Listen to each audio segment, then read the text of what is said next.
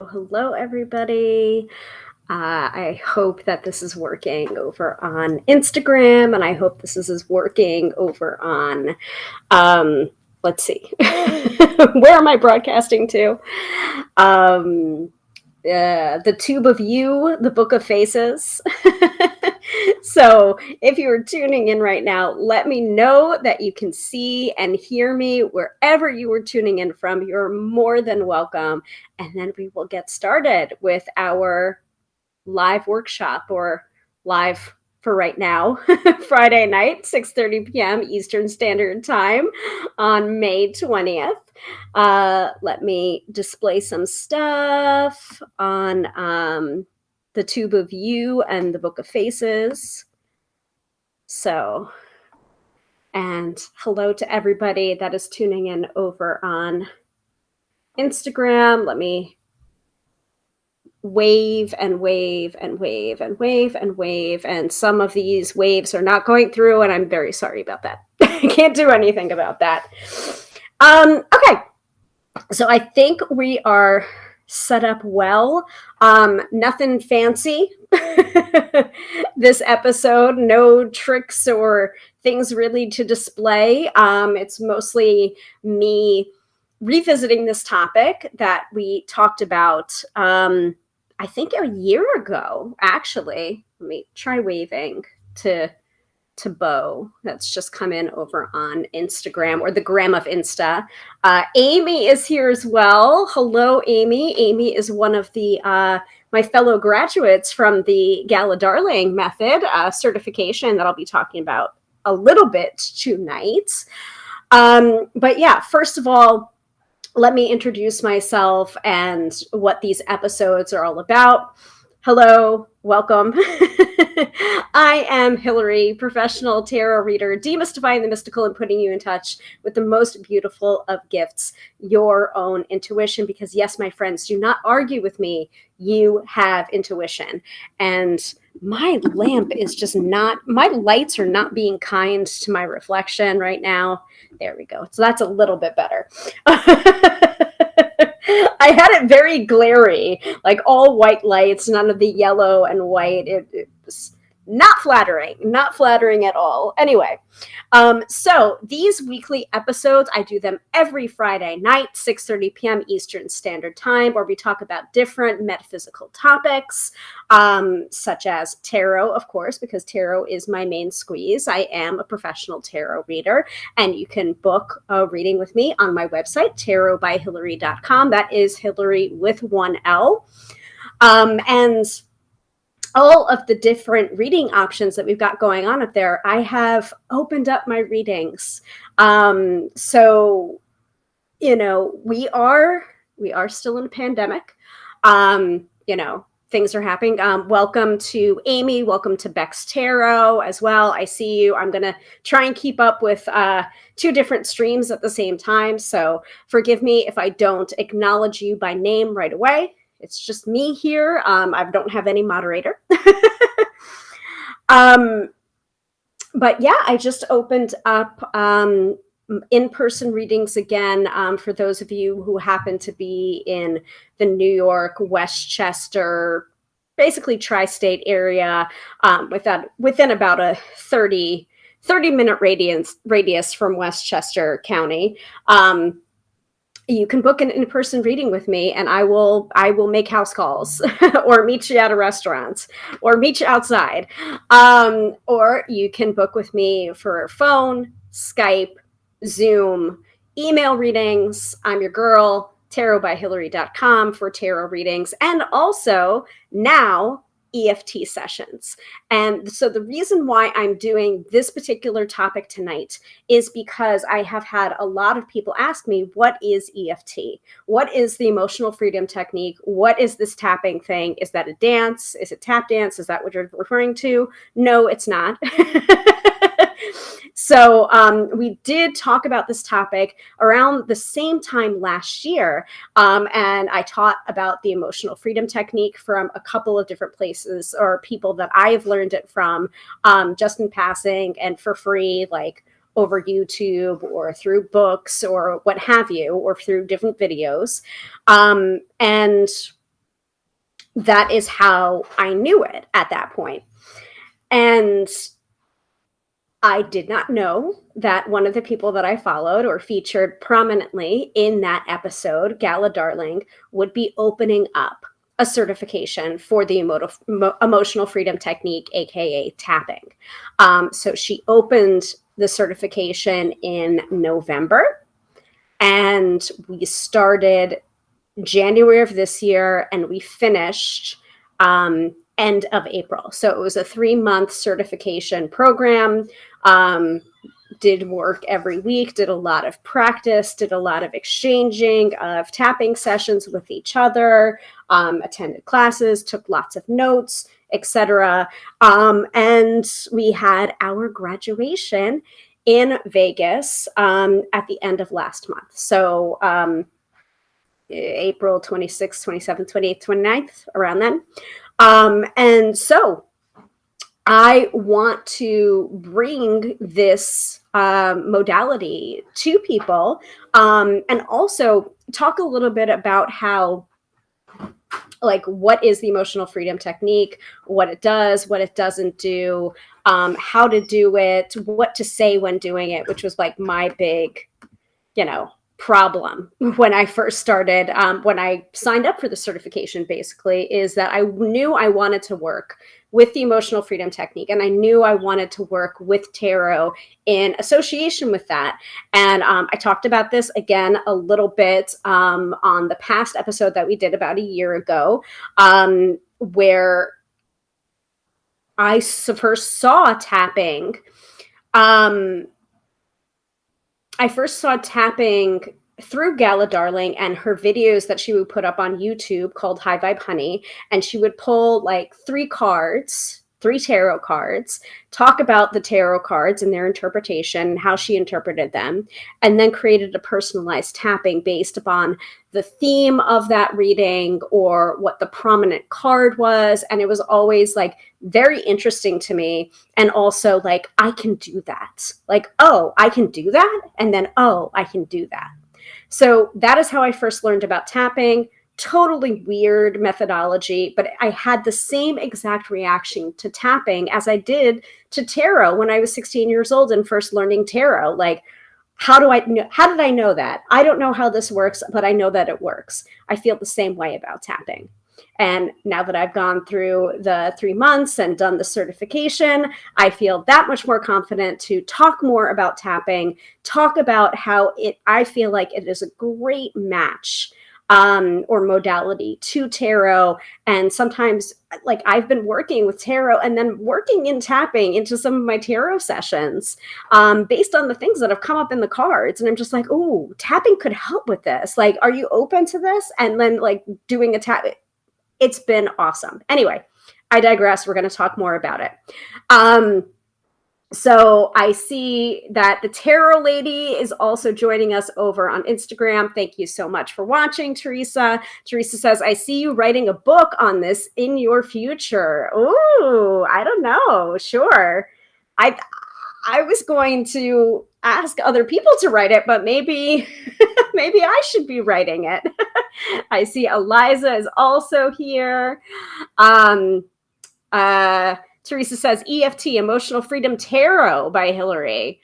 Ooh, we'll see. Amanda says, ooh, love that. And Amy, who is a fellow GDMer, Gala Darling Method practitioner, Amy says, everyone needs to learn it.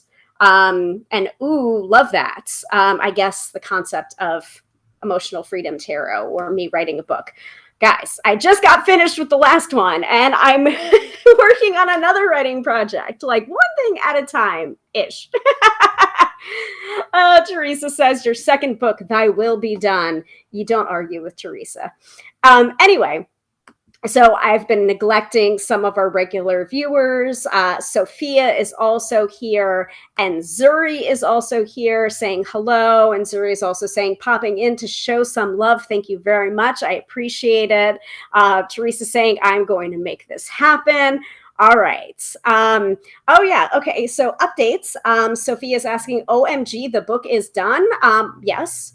My first book, yes, and Amanda's talking about it in Instagram as well. Cannot wait for your book that's coming out in November. Yes, so there you go. That's the update. Yes, Sophia, the book is done, or at least my portion of it, or the writing portion is done. I did get some feedback, some notes from my copy editor and from my publisher, and some comments. Looked that over, sent everything back, answered some questions, and now it has gone into the design phase, or at least that's what I've been told. So yes, the book is available for pre-order right now via Amazon, Barnes & Noble, and I believe you can find it on indiebound.org as well if you would like to support your local independent booksellers and bookstores. You can find it through there. So you can just look up my name, Hilary Perry Haggerty, or How to Read Tarot Gothic Dreams, or Tarot Practical and Celestial. I'm seeing it both ways right now, so I really don't know what the title is going to be. That is up to the publisher, but the publisher said to me, this is the name of the book. Tarot, Practical, and Celestial. So that's what I was told.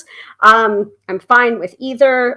These are the things that they don't talk to you about. Like sometimes the author doesn't have as much control as we would like for certain things, and that's totally fine. This is my first book. I'm sure it'll be different for my second book or my third book or however many books I am destined to write. So, but yes, the book is done for right now, shall I say. That's all I know. I'm going to get it back once it gets designed, but Flame Tree Publishing is the publisher, and they have some really beautiful, beautiful books. I looked over their Pendulums book, and is gorgeous. So, yeah. If anyone wants to pop in a link on Instagram to my author page, my Amazon author page, or to the book. Oh, actually, why am I doing that? I listened to Teresa and I made a link to my own website. So let me pull that up for you before we get into Teresa's AstroBiz Digest for today, tomorrow, and Sunday.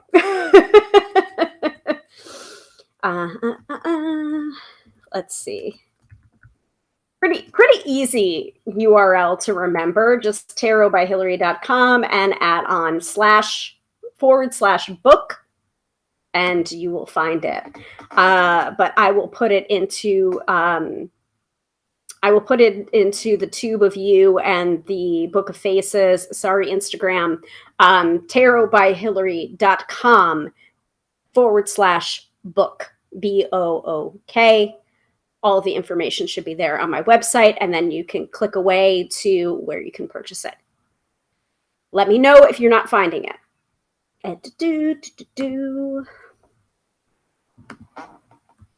Dropping it in on here, and my comment assistant is on, so that is helpful. It's almost like a producer.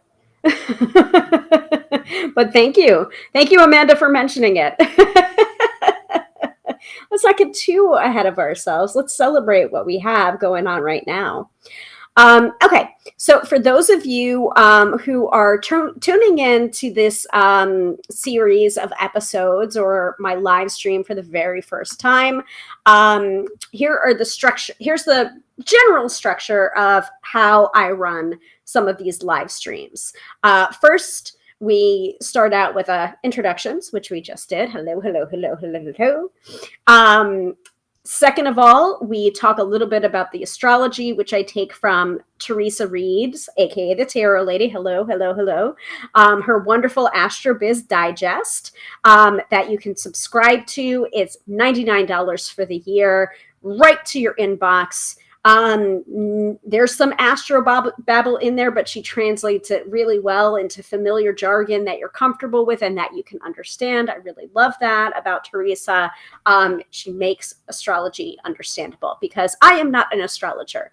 I had someone reach out to me the other day over Twitter, and they replied to one of my tweets. I think it was maybe one of my card of the day posts, and they gave me their full birth date with their year. And they were just like, I am having trouble with blah, blah, blah, blah, blah. No real, like I guess there was like a high Hilary in there, but not an astrologer. And also email an astrologer or email me. Like, I don't know. I don't do very well with people like coming at me on social media with demands. It's just like, maybe don't, or maybe cater your demands to the things that I'm actually offering. I don't know. Anyway, I'm not an astrologer, but I do follow Teresa and subscribe to the AstroBiz Digest. Like, I don't know how many years she's been doing it, but I think I was there right in from the get-go. And I find it is geared towards entrepreneurs and business owners, but I found it to be very helpful in my personal life as well.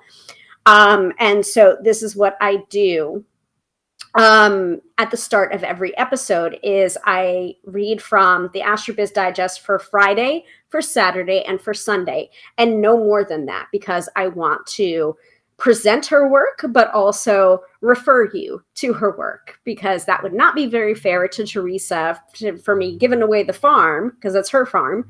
But I think here's a little taste, and go subscribe to the AstroBiz Digest if you're liking what you're hearing. But I find it very, very helpful. So that's how we start all of the episodes, is with a little bit of astrology. Then we continue on with the topic at hand. Tonight's topic is the emotional freedom technique and the tarot revisited, because we did do an episode like this time last year. However, I did not have the benefit of EFT certification until now. So I have a lot more to say about it. And I know people have been asking me, like, how is it different for you now that you have the certification? In which ways has your understanding deepened? Did you learn something new? Do you approach it in a completely different way? And the answer is yes, it deepened. Yes, I approach it in a different way. Yes, it can be very intuitive, especially in the investigation portion when you're going through issues with the clients in order to bring them through an EFT tapping session. But we will get to that when we get to that. So that is the topic at hand. And Lori is also joining us over the gram of Insta. I'm just going to switch things up, not say the words. I'm trying to beat the algorithm here, guys. So Lori's joined us over the gram of Insta, and Lori is another fellow GDM graduate, practitioner, EFT practitioner. And also she is offering up a signature program called the Mental Reset, I believe it is. And I think the doors closed today. So you want to get in on that, folks. She does breath work, and she was just doing a sound bath earlier this afternoon, which was lovely. So Lori, if you want to give more information about the Mental Reset, please go ahead and put that into the comment section on the gram of Insta. I will speak about it so that I can make sure all streams know about your work, so I can push people towards you, because I do not know about breath work, but I know people who do. That is the beauty as well of the Gala Darling Method certification, is because now I have 49 other people that, if you don't like my particular brand of the emotional freedom technique and tapping and how I do things, or tarot or whatever, I have 49 other people that I could refer you to, possibly, that have their own specialties and specific skill sets. Like, one of us will be able to help you, I'm very sure. And Amy, a fellow GDMer. Yes, Lori freaking rules. Mutual Appreciation Society here, folks. Getting back to Sophia's comment on the Book of Face, you mean aggressive demands aren't the best way to get help? Wild. Yeah, I know, right? And also we have on the Tube of You, Lucky Empress 7 saying TGIF. Hello, Lucky Empress 7. Welcome to the broadcast. Okay.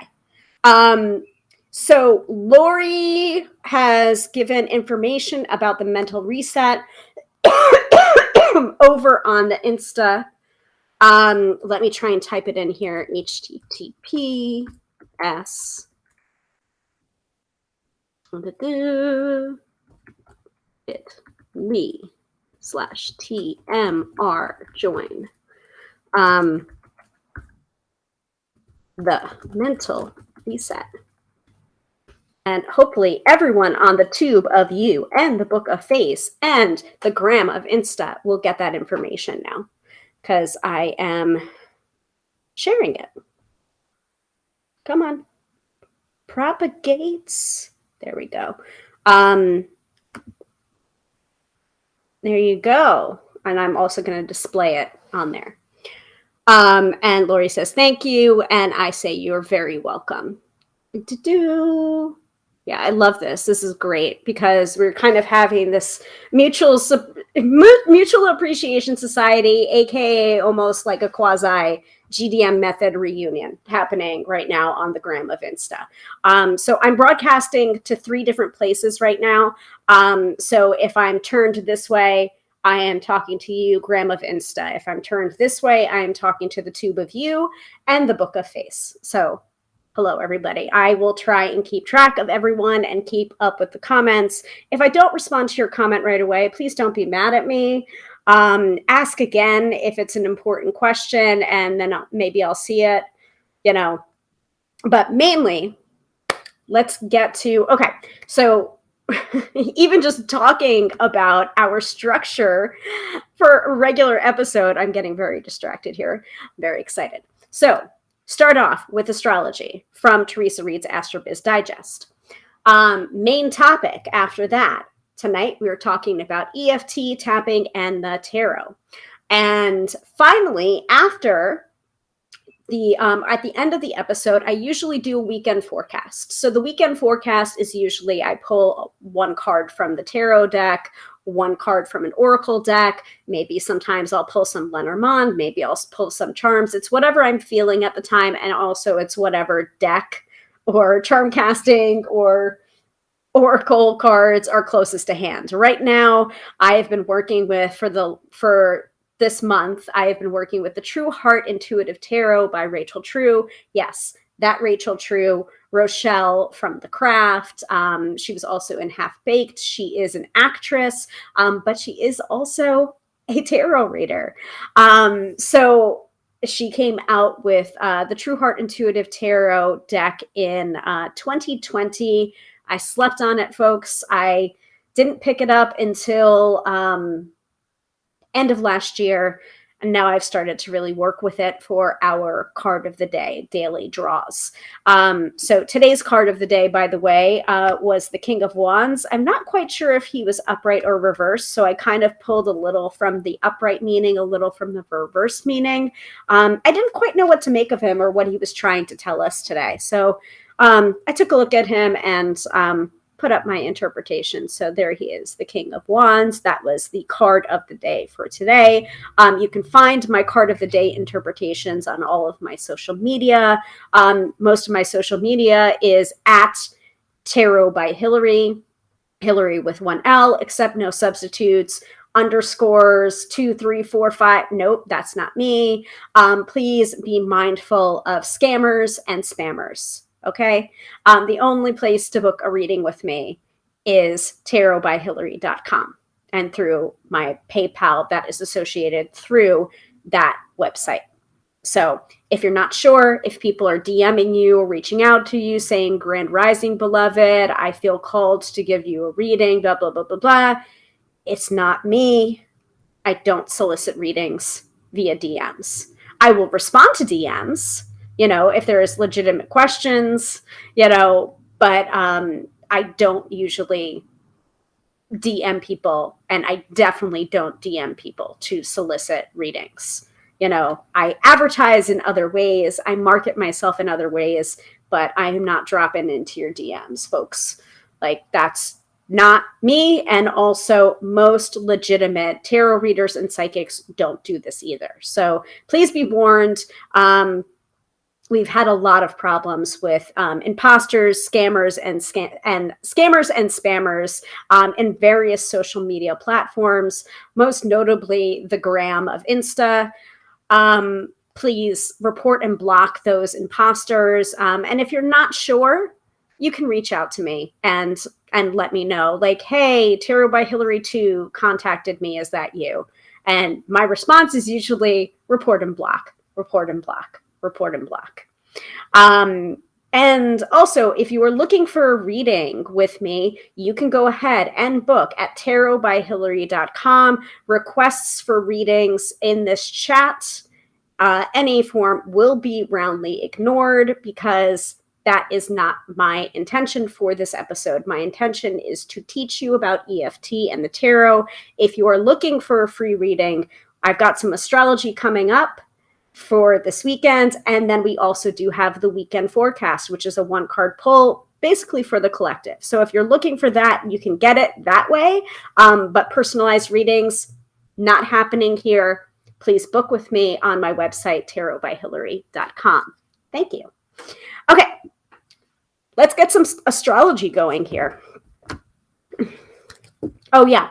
And so for the weekend forecast, I did this for last year when I talked about the emotional freedom technique and the tarot. I think I might do it again for the weekend forecast, is that I'll give the weekend forecast, I will pull a card, but then we're going to tap on that. We're going to tap on what's coming up in that card.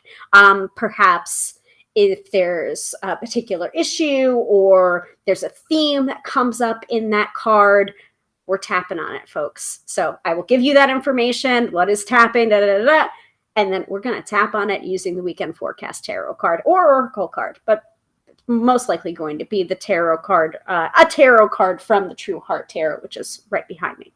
Okay. So that Katie is here. Katie, you have missed absolutely nothing. I was trying to keep it tight, and you know how that goes. Sometimes I go over. I can't help it. Anyway, okay. Astrology coming up from the Astro Biz Digest. Let me show that in the stream on the tube of you and the book of face. Sorry, folks, this is bare boned on the grandma of Insta. I could probably put on a cute filter if you want, but I'm not going to be able to display some of these links. Astro Biz Digest is from Teresa Reed, aka the Tarot Lady. Please go ahead and subscribe to the Astro Biz Digest if you're liking what you're hearing in a few minutes when we talk about the astrology for today, Friday, May 20th, Saturday, May 21st, Sunday, May 22nd. And I also will give the overview of like what's going on in the transits for the week per Teresa's Astro Biz Digest. Let me try and wave to people. See, if I stall on waving to people on the gram of Insta, it doesn't work. I've got the little wave button. Like I was able to wave to Rose Red, but I can't wave to Amanda Glenda Gray. I don't get them. Who knows? Anyway. So again, Astro Biz Digest, $99 for a year-long subscription where you are getting, astrology every week and monthly overviews too.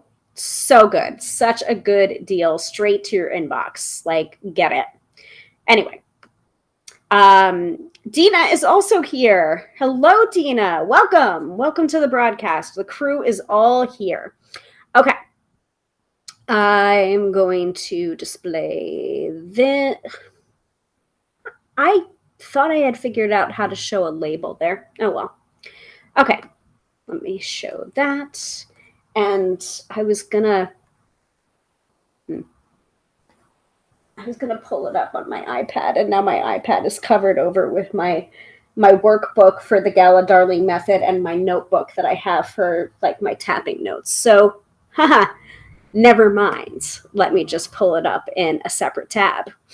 Welcome to Blue Aster on the gram of Insta as well. I'm trying to keep up with everything. I think I'm doing a good job. I don't know.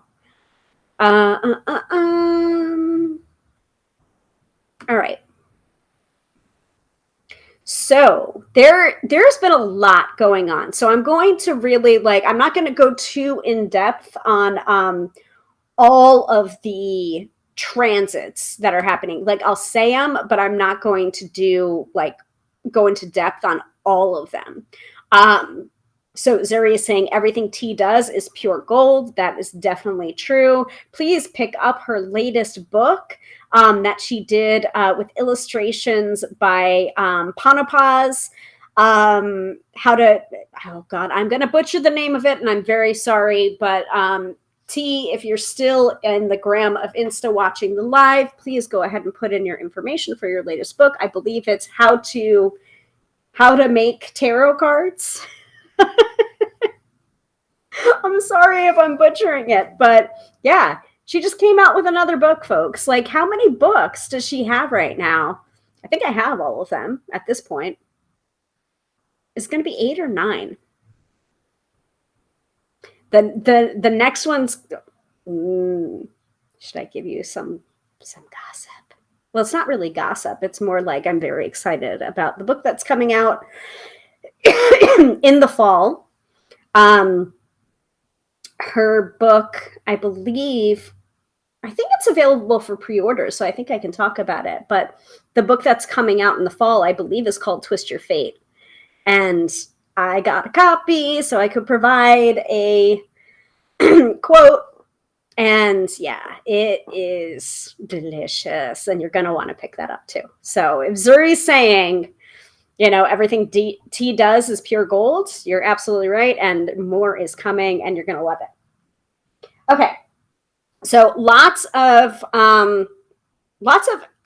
astro stuff. So,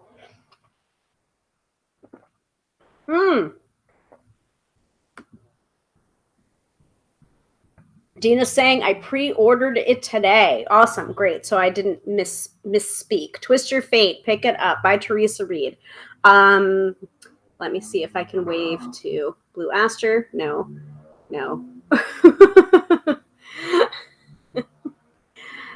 Come on. All right. I'm trying to wave at people and then it's not letting me do anything. So sorry.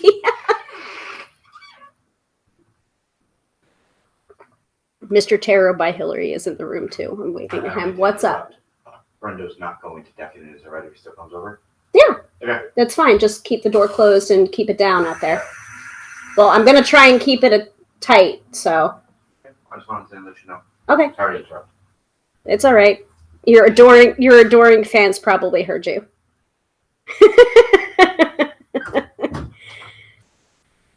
All right. Mr. Tarot by Hilary making a vocal appearance. He, by the way, exciting news. He's agreed to make an appearance on at least one episode this year of this year live stream. So get excited, folks.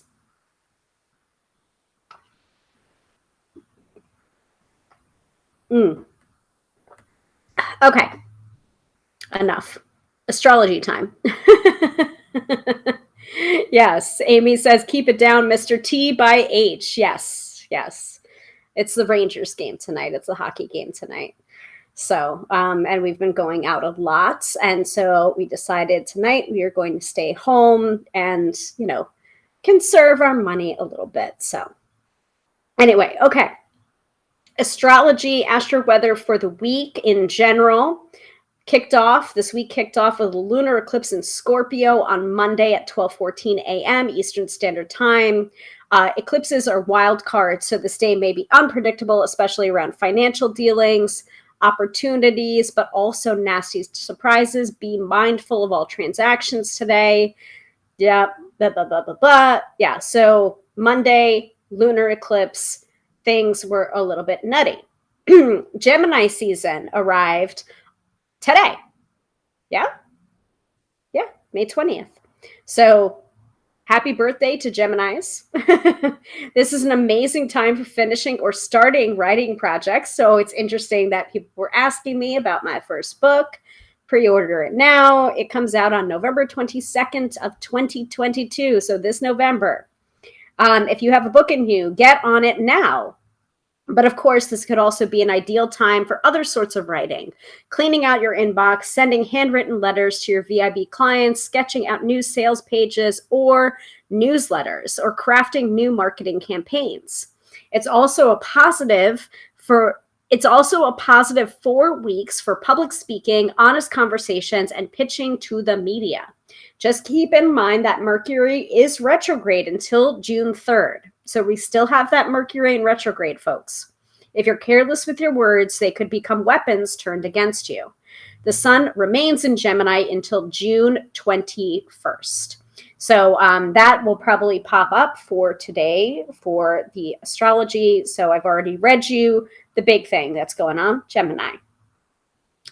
Speaking of Mercury retrograde, trickster planet moonwalks back into Taurus on the 22nd, which could elevate stubbornness in yourself or others. So that's Sunday. If you're too rigid during this period, you could undo important deals. The public is also unforgiving at this time. One wrong word and you're canceled. Avoid that by keeping an open mind, watching your comments, and remaining calm. Mercury remains in Taurus until June 13th, but it does go direct on June 2nd, I believe. June 3rd. So it's just like, what does it mean when Mercury is retrograde and in Taurus? That's what it means. So you can see, you still get the astro babble there, but you also get it translated in a very nice way. So Katie says, hello, Mr. Tarot by Hilary. Woohoo, a live appearance instead of Mr. Mystery voice. He has a nice voice though. Can everyone like give feedback that he has a nice, deep, resonant voice? Because I'm trying to get him to do a podcast and I think he'd be really, really good at it. So, and also he's very funny. So, and he has a lot of opinions. So, give me that feedback. All right. Okay. Sophia's saying 10 out of 10 voice. Okay. I'll have to play the replay back to him because he's already shut over the bedroom door. Yep. Katie's also saying he has a lovely voice. Yep. Thank you. I will let him know. Sometimes he is very self-deprecating, and I don't think he really realizes certain things about himself. I mean, many of us don't, though. You know, like many of us can't get to an objective place about ourselves, or we have certain things that bother us or annoy us. Like, I used to hate the sound of my voice, but you kind of get over that when you do a lot of these live streams or you're a podcaster, for example. You know, I am 1/3 of the Card Slingers Coast to Coast podcast. Please subscribe wherever you subscribe to your podcasts. But after a while, like when you have your editor, your producer sending the files back to you and being like, okay, check out this episode, see if I need to make any adjustments or if your voices are sounding good or clear or whatever. Like, you got to get used to it, you know? It's just a part of growth and up-leveling. Sometimes growth, actually many times growth is not comfortable. But, you know, getting outside of your comfort zone, that's really where that growth happens and that evolution happens. So, Sophia says, peer pressure, peer pressure, peer pressure. And Dina says, he has a deep burp, as I recall. Yes, he does. I am very jealous of anyone that can burp or belch because I do not have that gift. And I mean, TMI comes out of one way and not out of my mouth. Sorry, folks. Hey, at least this is a live stream. And you don't have to deal with smell-o-vision. But to be very honest, yeah, I rarely burp. I know it's kind of gross, but true. Sophia also says this week has been all uncomfy, but good growth for me. Felt that comment. Yes, absolutely. Okay. let's keep going. Pulling this back up. I'll let the comment assistant pop up that comment from Sophia. All hot girls have tummy issues. LOL. I'll take it. Sure. I'm also gonna quote you on that. That's great. All right, let's get into Friday. Now that we've gotten the overall general stuff and also the big, astrological events that are happening for Friday and also for Sunday. All right. So, Friday, today, May 20th, 2022. The moon will be in Aquarius at 8:53 a.m. Eastern Standard Time, and this means it's time to focus on your team and community building efforts. Host a meeting with your team members today at 11:11 a.m. when the moon trines Mercury. Brainstorm ideas, go over current strategies, and update marketing plans for the next quarter. This is also an excellent time for networking, popping off a newsletter, or pitching the media. It's all good. The great vibes continue with a moon Jupiter sextile at 11:54 a.m., fab for sending in book proposals, global marketing campaigns, and publishing new content. Once the sun enters Gemini at 9:23 p.m. Eastern Standard Time, so that is to come, writing and communicating are in for the next few weeks. I've already read you the info above the scopes, and today is a power day for Aquarius and a weak day for Leo. How are we doing, folks? Ready for Saturday and Sunday? Give me a hell yeah in the chat, please. And I'm going to hydrate again.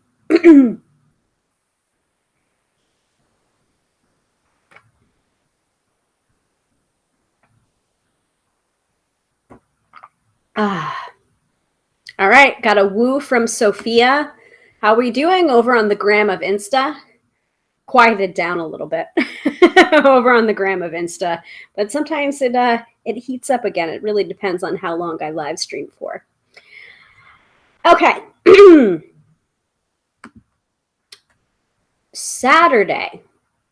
Saturday is fantastic for hosting events or hanging with your crew, but watch out for possible fireworks when the moon squares Uranus at 11:16 a.m. That's Eastern Standard Time. One wrong word and someone could pop off. Tempers calm down a few hours later, which means the rest of your day can proceed with grace. The sun conjoins with Mercury at 3:18 p.m., an ideal aspect for speeches, writing jags, long conversations, and answering those pesky emails. Amanda is saying on the gram of Insta, hell yeah, so we're keeping going with the astrology. At 10:40 p.m., the moon is sextile Venus, a lovely aspect for a late night gathering with your favorite peeps. And Sunday begins with a void moon, best for sleeping in. You deserve it. The Pisces moon kicks in at 11:49 a.m., which means everyone is in their feelings for a few days. This could also be awesome for connecting, but it also can bring out a whole lot of drama. In my opinion, and this is Teresa's opinion, this day is better off for self-care, especially considering a few ugly aspects are creeping up in the afternoon. Why waste your Sunday bitching about boundary violators when you can zen out with a massage or a long lunch at a fave haunt? As the evening arrives, Mars is in sextile with Pluto at 6:15 p.m., casting a productive and powerful vibe over the whole evening. This could be marvelous for an event or gathering, or for spending quality time with your partner. Mercury waltzes into practical Taurus at 9:15 p.m., which seems to ground out some of the retrograde energy for the next few weeks. But it's stubborn. It's stubborn as all get out. Already gave you the information on Mercury retrograde going through Taurus. And remember that Mercury continues to be retrograde until June 3rd. So remember to double and triple check any travel plans, your communication, and do not buy new technology at this time if you can't help it.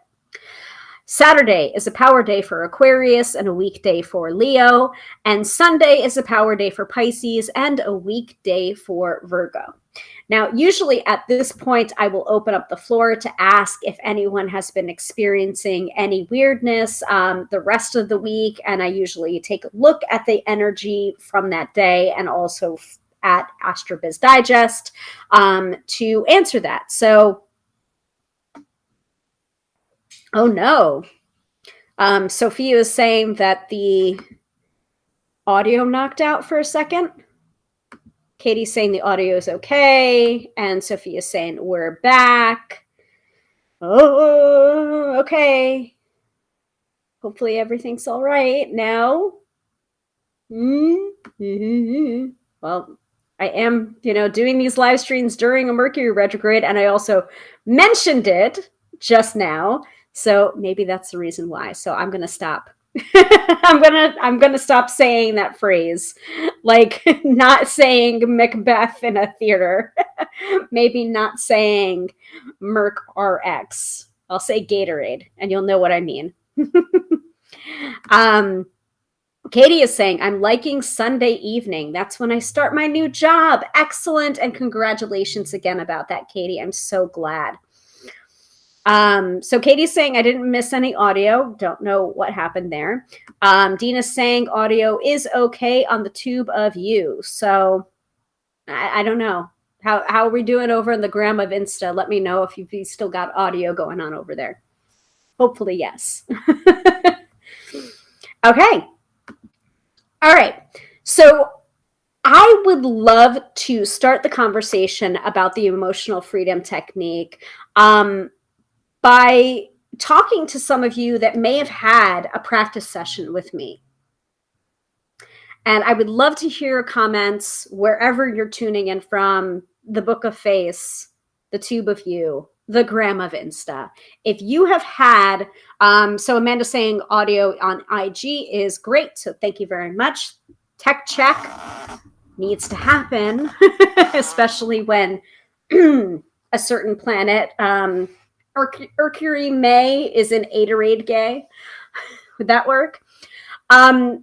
So I would love to know, I know that some of you on here have had a practice session with me. And I want to start with that first before I explain what the emotional freedom technique is. I know that's kind of strange. And we will get to what it is, what it can do, what issues can be tapped on, etc. But I want to start with, personal experiences and how it's affected you and how it's worked for you. Especially knowing that some of the practice sessions that I did were roughly a month ago at this point. And fortunately, I do have that same sacred amnesia that I have when doing tarot readings. I have a little bit of that with the emotional freedom technique as well. And it's interesting because there is something in that based on an interview that was done with Dr. Peter Stapleton, who wrote the book, The Science Behind Tapping, where there's something about when you tap on these issues, sometimes you want to write things down because after you do the tapping, like you don't even have that emotional charge or that attachment to it. And it's almost as if it like leaves your brain or it leaves your thoughts or it leaves like your system. And I feel like it's almost similar to the sacred amnesia that comes with giving a tarot reading, because it's just like that information's not for me, it's for you, it's for the client. And sometimes that tapping just slurps out all of the weird issues or that attachment to that issue. So Katie, thank you for volunteering. It seemed like it improved things without any fight. It was seemingly gone. Right, exactly. So again, this is like the same kind of feelings that I got when I started learning tarot when I was 16 years old. I was just like, I don't know, like this is weird, but it works. Or I don't know how I know that. I just know that because the tarot was showing me that, or the symbology was showing me that. I feel like it's the same kind of reaction that I get or feeling that I get with the emotional freedom technique. It's just like, this is weird, but it works. And you'll see why when we talk about what is the emotional freedom technique and how to do it and what are the different tapping points. You'll be like, why am I touching my face and saying things out loud? And why does it work? And what the hell is this? Amanda's saying, I've got to jump off. Thank you for sharing your time with us, Hilary. You're very welcome, Amanda. And you can watch the replay on the gram of Insta or IG, or wherever you watch the replays from. So yes, Katie's also saying, well, you have just said it, tapping, and it seemed gone. And I do want to ask, and this is not to be intrusive, and also, you know this, and not to re-traumatize, but it's just like, how, like, for certain issues that we tapped on, or issues that you would want to take those issues and tap on them, how long had you been dealing with those issues up until that point when we did the tapping session? And how much, like, I kind of know this because I know, like, the tapping that I do. And by the way, I tap every single day now. Yes. So I've been tapping daily on my own issues for at least the last 3 months. 4 months, actually. 5 months? So, sorry. I think I misquoted. I think we started February 1st and ended end of April. So it was 3 months. So no, 4 months. Yeah. But I know my experience with it is some of these issues that I've been experiencing, I had been experiencing for years, and I had been ramming my head against that same wall over and over again with no change in sight. And I really did think that I was going insane, because that is the definition of an insanity, right? Is doing the same thing over and over and over again, hoping that the outcome would be different. Great. Thank you, Katie. Katie says probably decades, though, that problem existed. Yeah, exactly.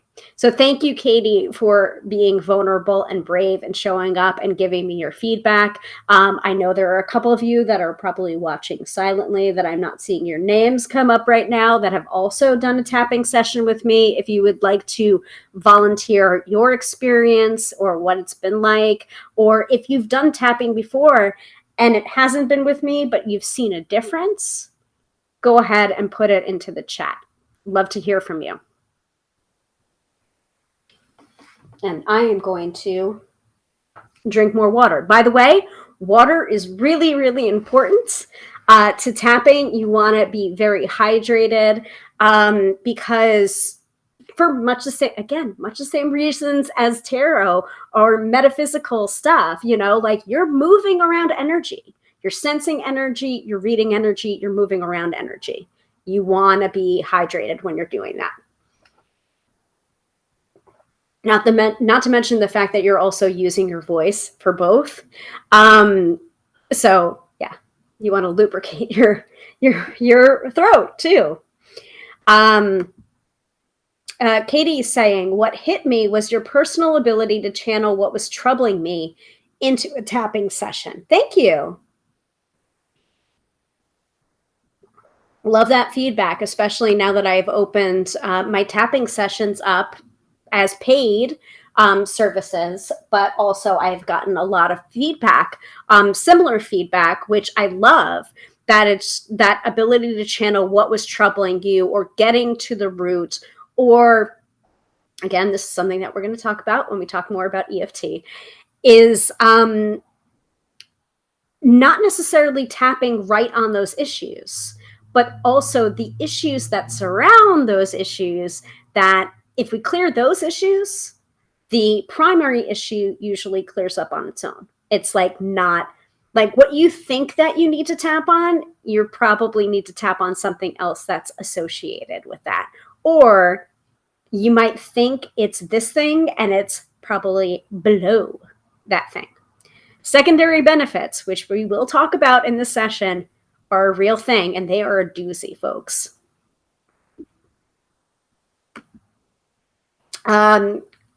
Katie said, only one moment did it pop up again, but strangely, a friend offered to help me, and I didn't resist the assistance, which I would have before.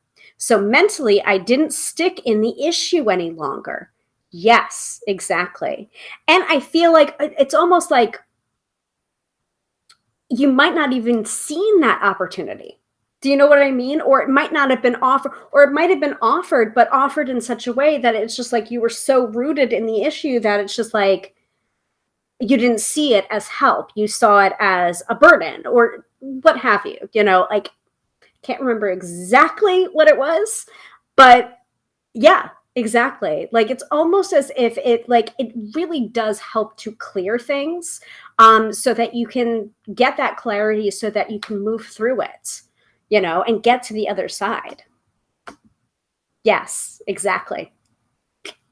See, I do know what I'm doing, and I feel like it is so different to the last time we talked about this topic prior to my certification.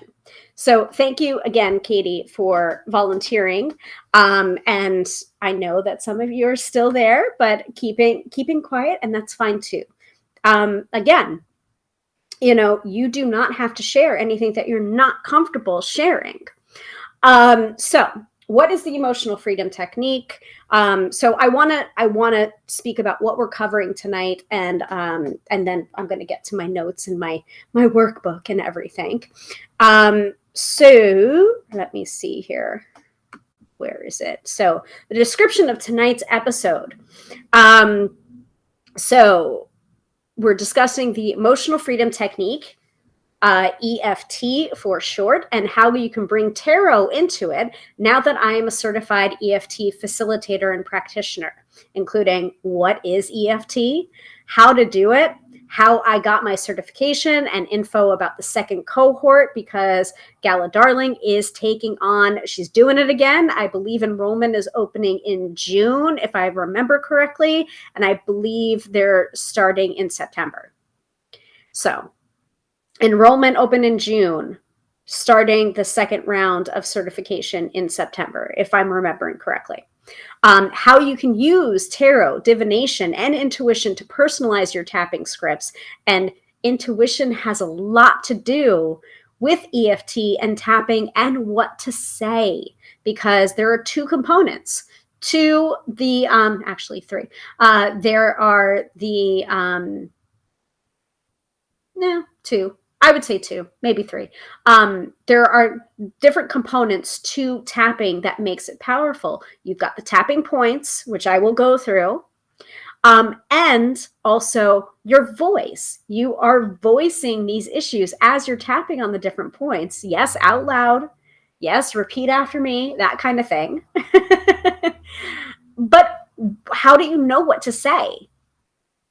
Your EFT practitioner, could be me, could be somebody else, may be using their intuition to help you know, or help know what to say, or, you know, kind of getting through your defenses that are probably blocking you from working through the issue, and uncovering the, you know, secondary benefits that might be surrounding the issue, or holding on to that situation exactly as it is.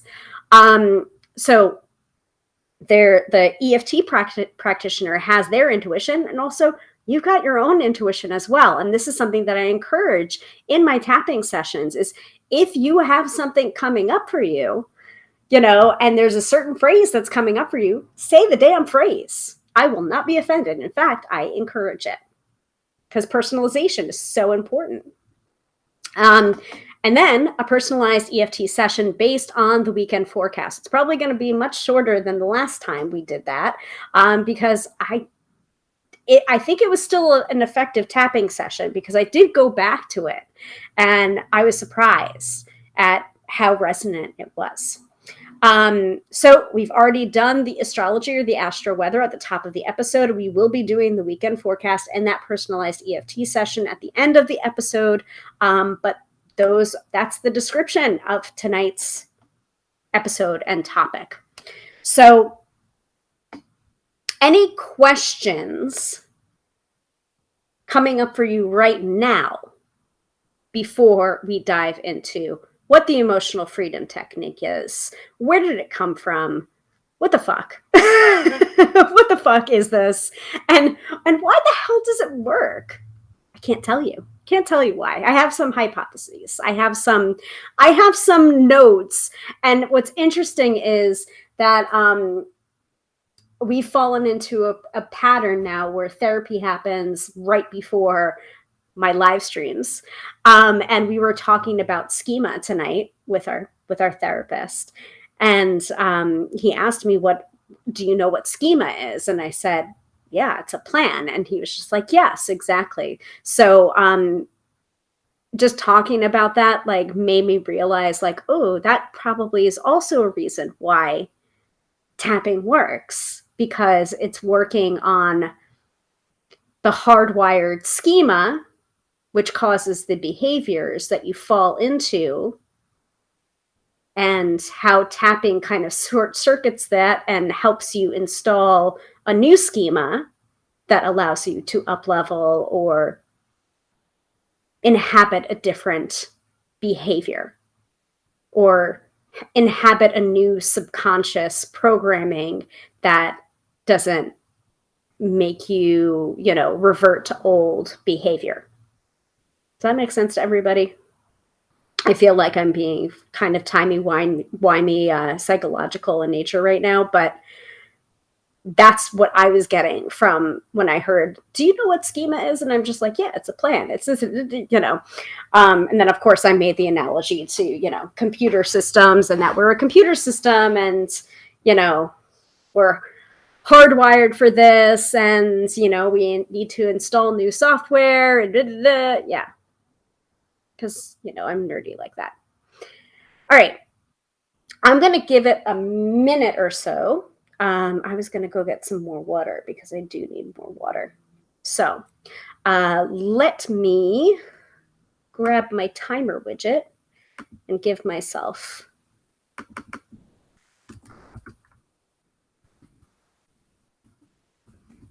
I'm going to give myself a minute. So ask any questions that you would like to ask ahead.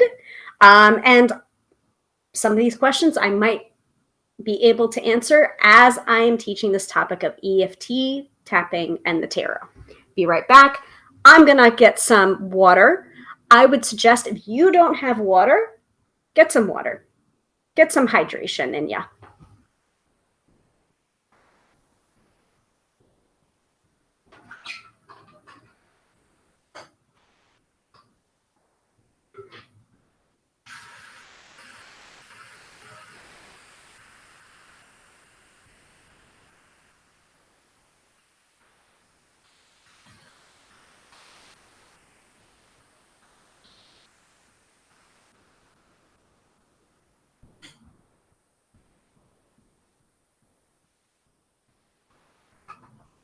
I'm trying not to knock over things.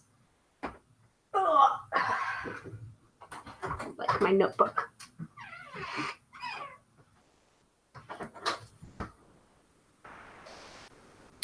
By the way, I have some compliments for you.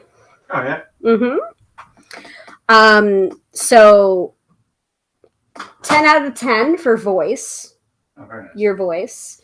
And I don't remember the other thing, but he has a lovely voice. Oh, so well, I appreciate the compliments. I hope everyone heard that. Now then. Brenda's bringing a pizza. Huh? Brenda's bringing a pizza. Cheese? I asked him to bring a pizza. Cheese? Probably, I bought cheese plates in the fridge. I put out some Tostitos. No, what kind of pizza? Oh, he didn't say. It'd probably have pepperoni and cheese. Okay, I'm hungry. All right. I did buy a cheese plate. Feed me cheese. I haven't put it out yet, though. Okay. I've only put out Tostitos and the medium queso. Okay, I'm trying to teach, Oh, yeah, I'll tell him that too. Okay, so Katie's question. Were you taught any limitations to EFT, or is there always a workaround?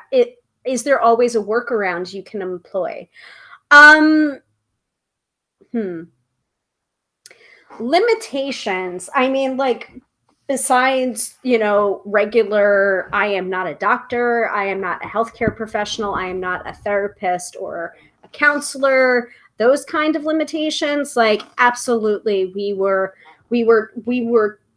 told, basically, like, hey, you can't make guarantees, because and I already knew this because I'm a tarot reader. Like, you can't make false promises or guarantees, because future is not set in stone. And also, there is a thing called free will and people's personal responsibility. And I feel like there is not necessarily a workaround, but there is definitely phrases that you can use to make sure that people are taking accountability for themselves when they enter into a tapping session. I believe Brad Yates, so Tap with Brad, is a really great example of this, because he basically has almost every tapping video I've seen him do. At the start of the tapping, he says, taking personal responsibility for yourself, and then he starts to tap. So, limitations, do you mean about issues? Because I feel like we don't know yet what can be, what tapping can be used for. Like, we haven't seen the extent, truly, of what tapping can be used for, because it's still in clinical trials. It is starting to near completion of clinical trials, to the point where it's starting to be accepted more mainstream, and seeing the effects, scientific studies being done. But so far, like, I've been able to, like, I mean, like, I just really started to work with people on being an EFT practitioner. But so far, like, hold on, limitations about issues. Yes. So far, like, I've worked on different things, like, people have come to me for many different issues. And almost every single time, if not every single time, in the investigation portion, which I will talk about, we uncover more to the issue, or a different issue entirely that may be associated with that particular person's relationship or energetic tie holds to that issue or that subject. So it can be very, very personal. And even when you're tapping on the same thing, like, for example, like, I'm taking Gala Darlings, who is my tapping teacher and gave my certification. I've been taking the Venus codes with her, which is all about feminine embodiment, and learning to, instead of coming from masculine, is learning to embody my feminine side, and allowing to receive. And what does that look like? Because I've been in my masculine for so long, basically, 41 years of my life, because I'm 41. What does that look like to be feminine? And what does that mean to me? And so I was working with those concepts with a couple of my EFT guinea pigs, a couple of the EFT practice sessions, because that's what they wanted to tap on. That's what the issue was. But part of it was because someone was dating and not attracting the right men, or, attracting or being attracted to only the unavailable men, whether it was emotional unavailability or physical unavailability. And we uncovered some really specific stuff for her session, which I'm not going to get into here. I'm remembering, but, like, I'm not going to get into that. But it came from such a different place as to another person that was having dating problems, but the underlying reason for those was associated to a completely different thing from their past experience. Does that make sense? So even if it's an issue, sometimes I go into the session, we tap on one thing, or we start to tap on one thing, or start to discuss that issue. And the questions that I ask uncover things, and we end up tapping on the things that we uncover. So no, I haven't really seen many limitations about issues.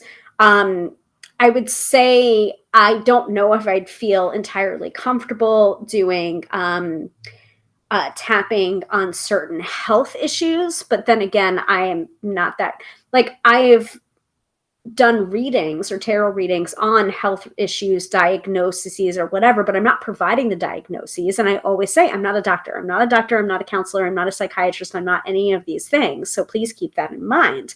However, someone was asking in the group of students, well, what about someone that is suffering side effects from chemo? Can I tap on that? What is ethical? What is moral? What is this and that? And it's just like, you really have to answer that for yourself.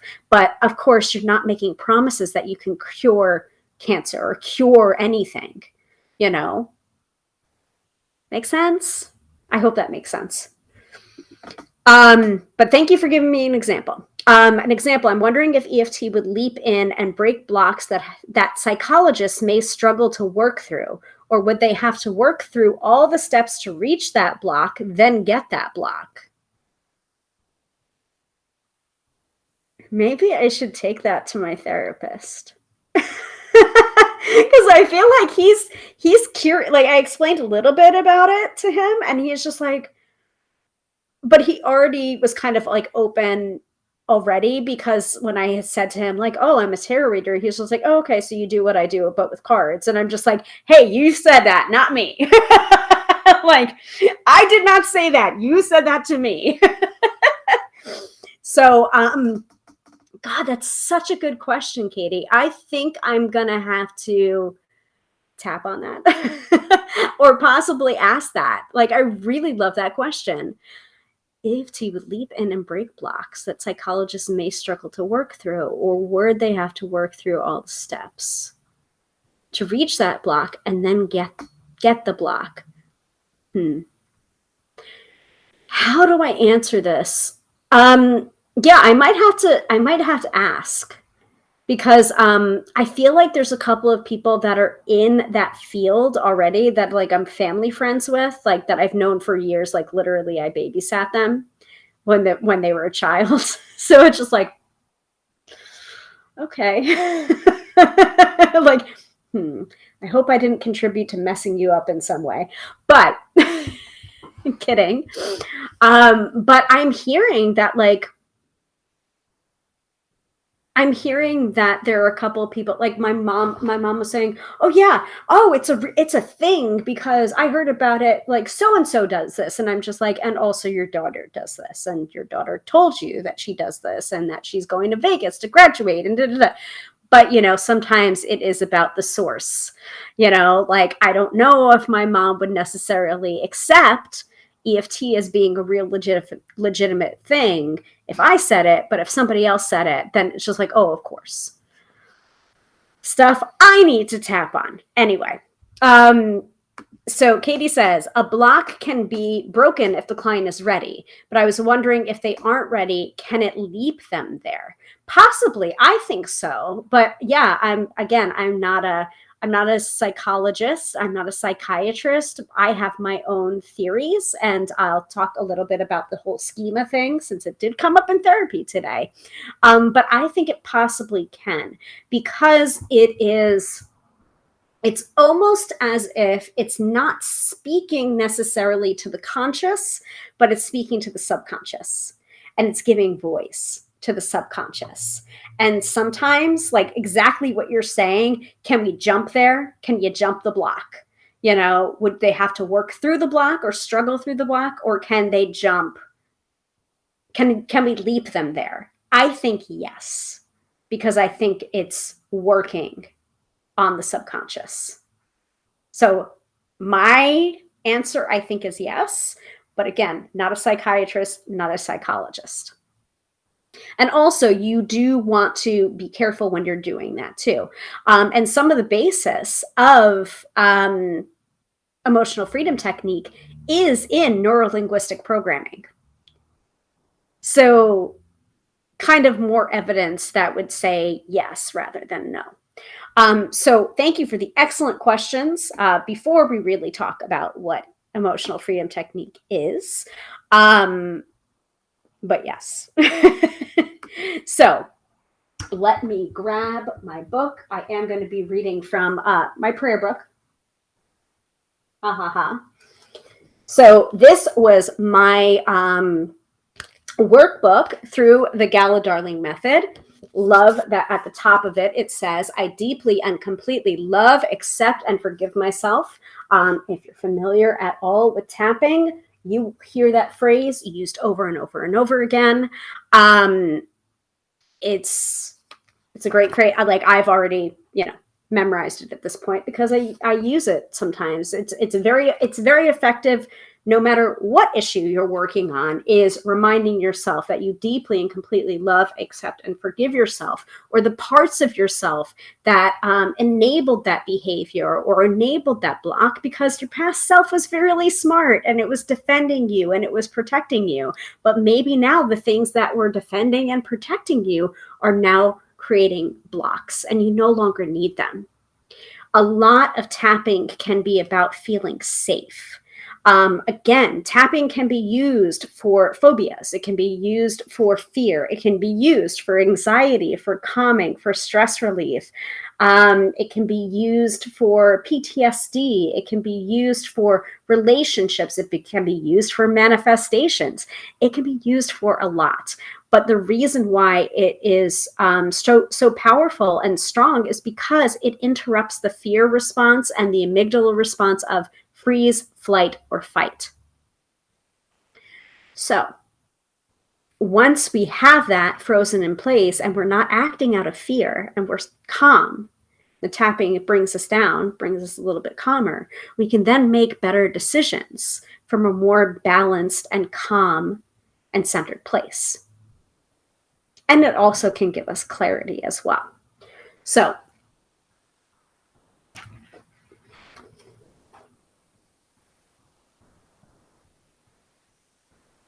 I am not going to give you all of this because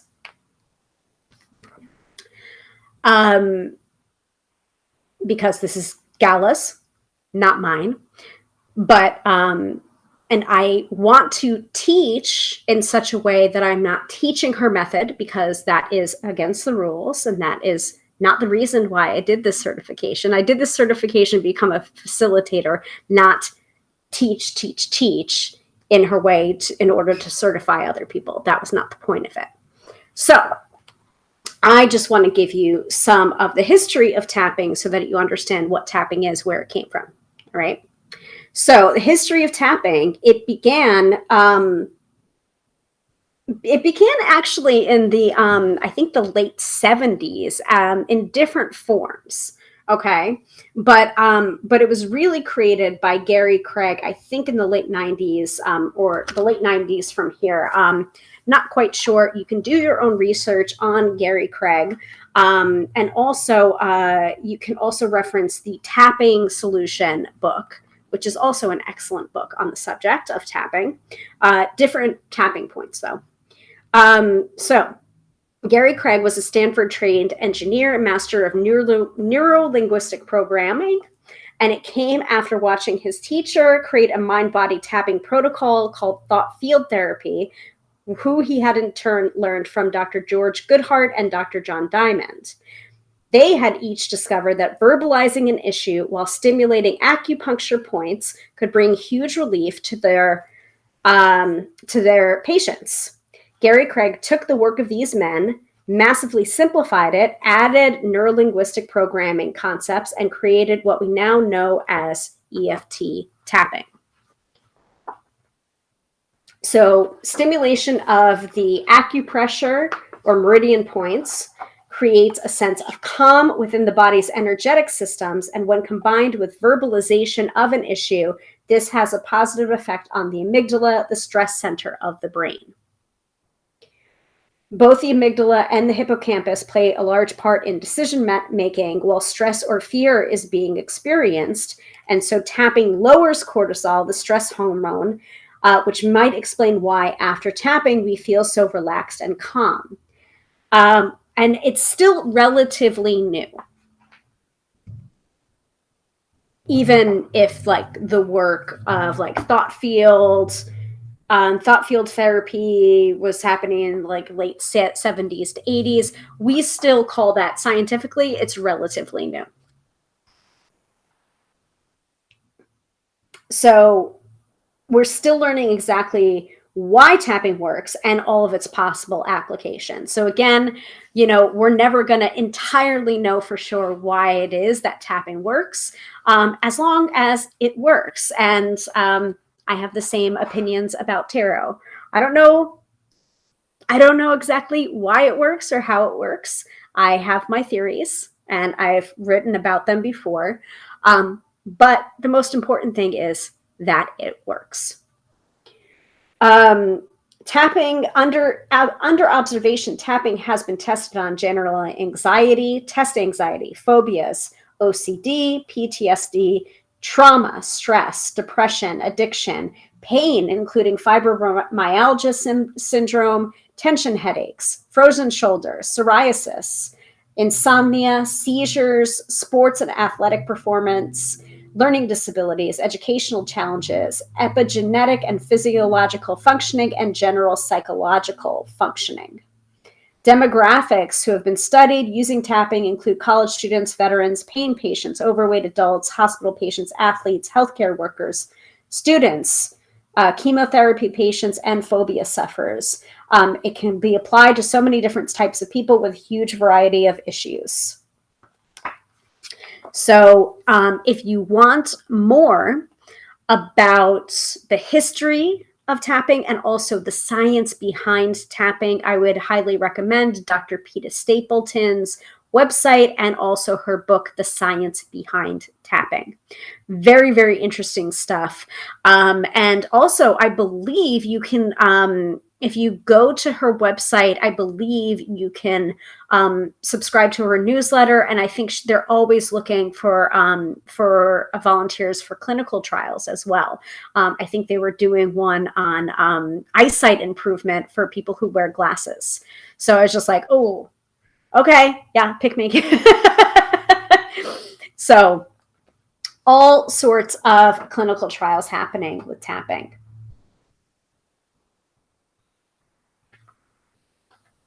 Any questions so far?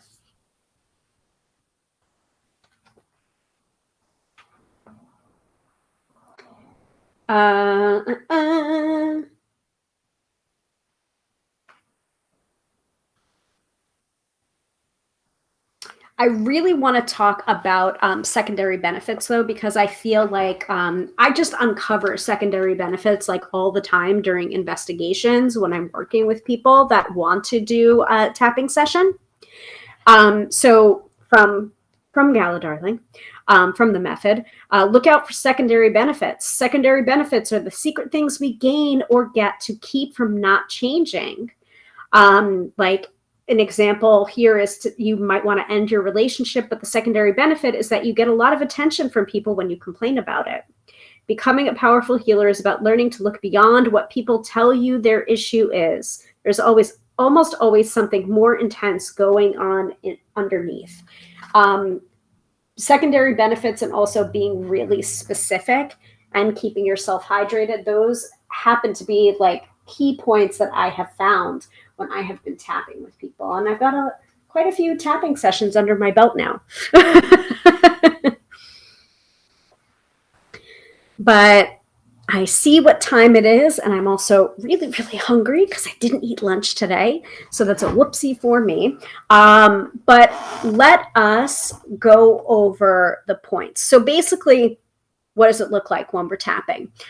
We are tapping on different points. First of all, usually this is the side of hand point, and you can tap on this point. So there are some sessions or some practitioners where you're going to say, okay, you're going to tap on the side of your hand and repeat after me.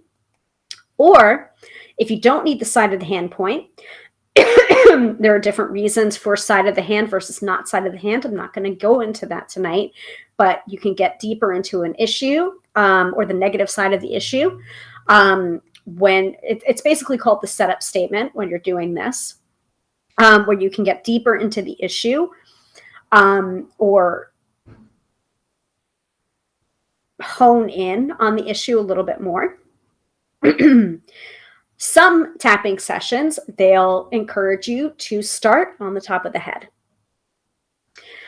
Sometimes that's good if you're tapping in affirmations.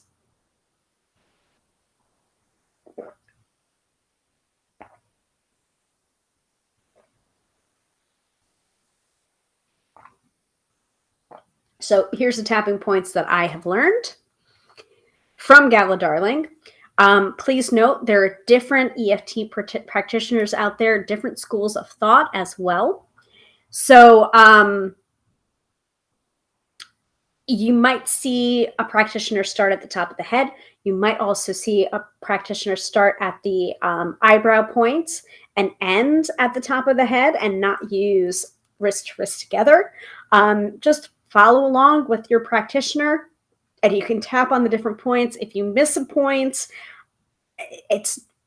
you're going to be fine. There's no really wrong way to do it, and you also can't overdo tapping. You might feel tired if you tap too much, and in those cases, I would encourage the client to give your body what it's asking for and what it needs. Great question from Kathy in the Book of Faces. I just made it home and logged on. Welcome, Kathy. Glad you were able to join us, and you can always watch the replay. Did you talk about how hard or light you were tapping? I did not. Thank you for bringing it up. I was going to bring it up, but you did. So thank you. So when you are tapping on the points, side of the hand, top of the head, you want to use about the same pressure you would use if you were trying to get someone's attention in like a crowded theater or a concert. So they wouldn't be able to hear you, but they need to feel the pressure of your hands. So very, very loud, can't get their attention, trying to get their attention. That's about how the firmness of the tap. So I'm glad you asked that. By the way, hello to Joan and hello to Alyssa joining us on the gram of Insta. So like, for example, I was trying to teach a little bit about tapping to my mother, and she was just slamming the side of her hand. I'm just like, Mom, too hard. Like, you are not beating yourself. I mean, unless you want to, but you're not, like, that is not the purpose. You're not beating yourself into submission. Okay.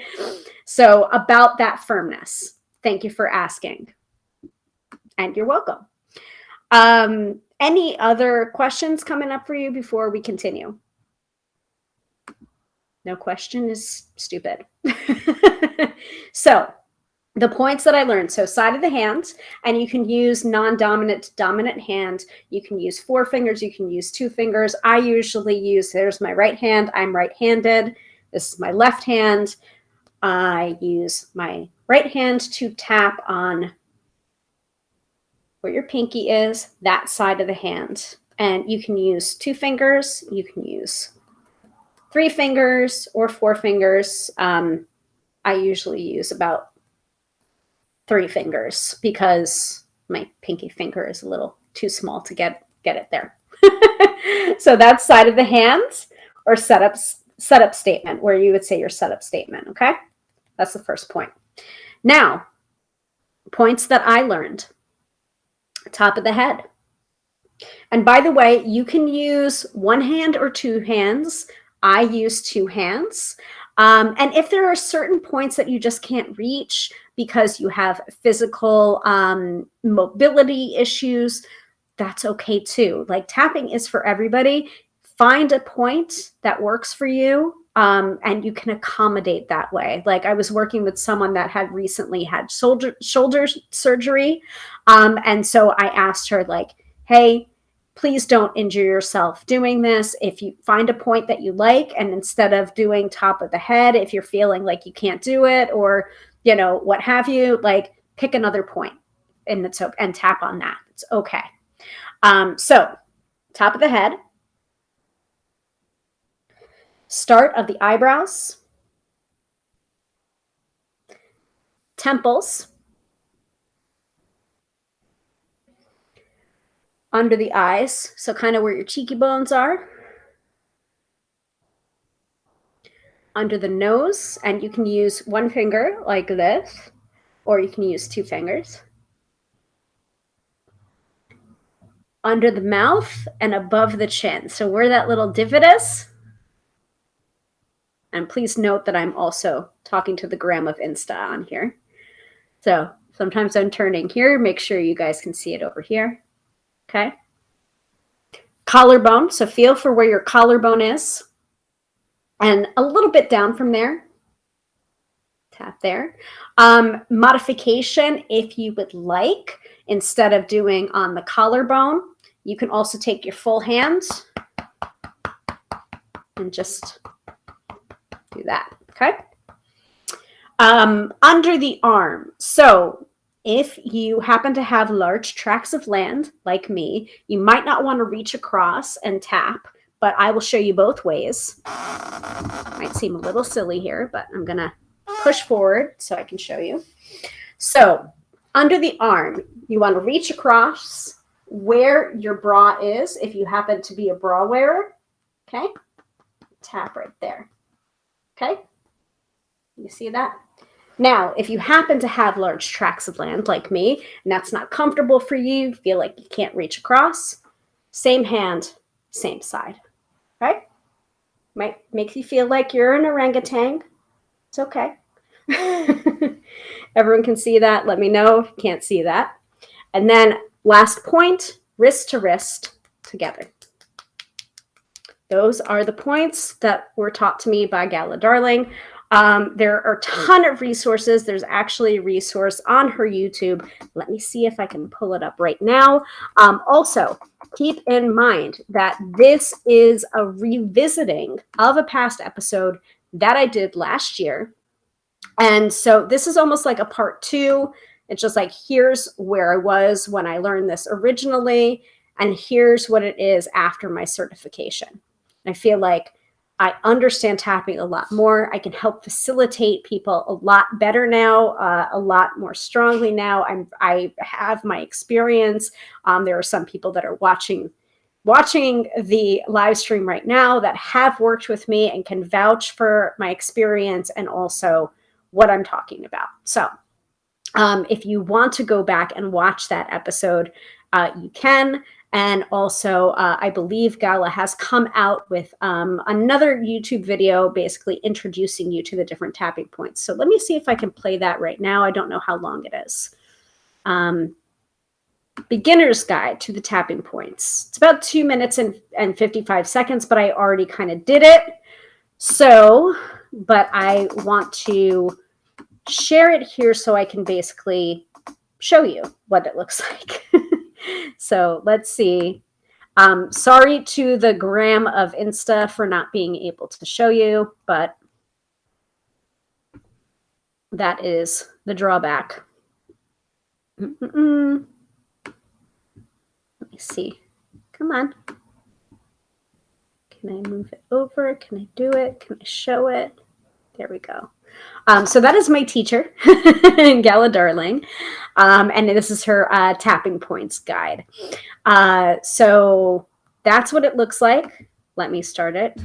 Welcome to this super quickie explainer primer party on EFT tapping. My name is Gala Darling. I'm the creator of the Gala Darling method, which is a style of tapping, and I have personally been tapping for 16 years, and in that time I have learned so much about this healing modality.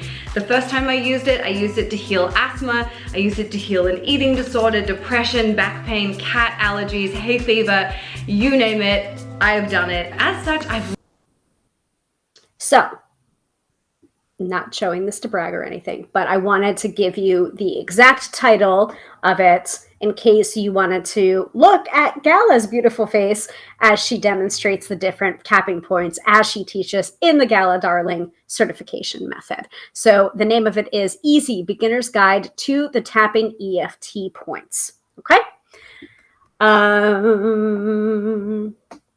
Please and thank you. Let me also find my previous video so that you can do your own kind of, I don't know, comparison between how I used to understand it and how I understand it now.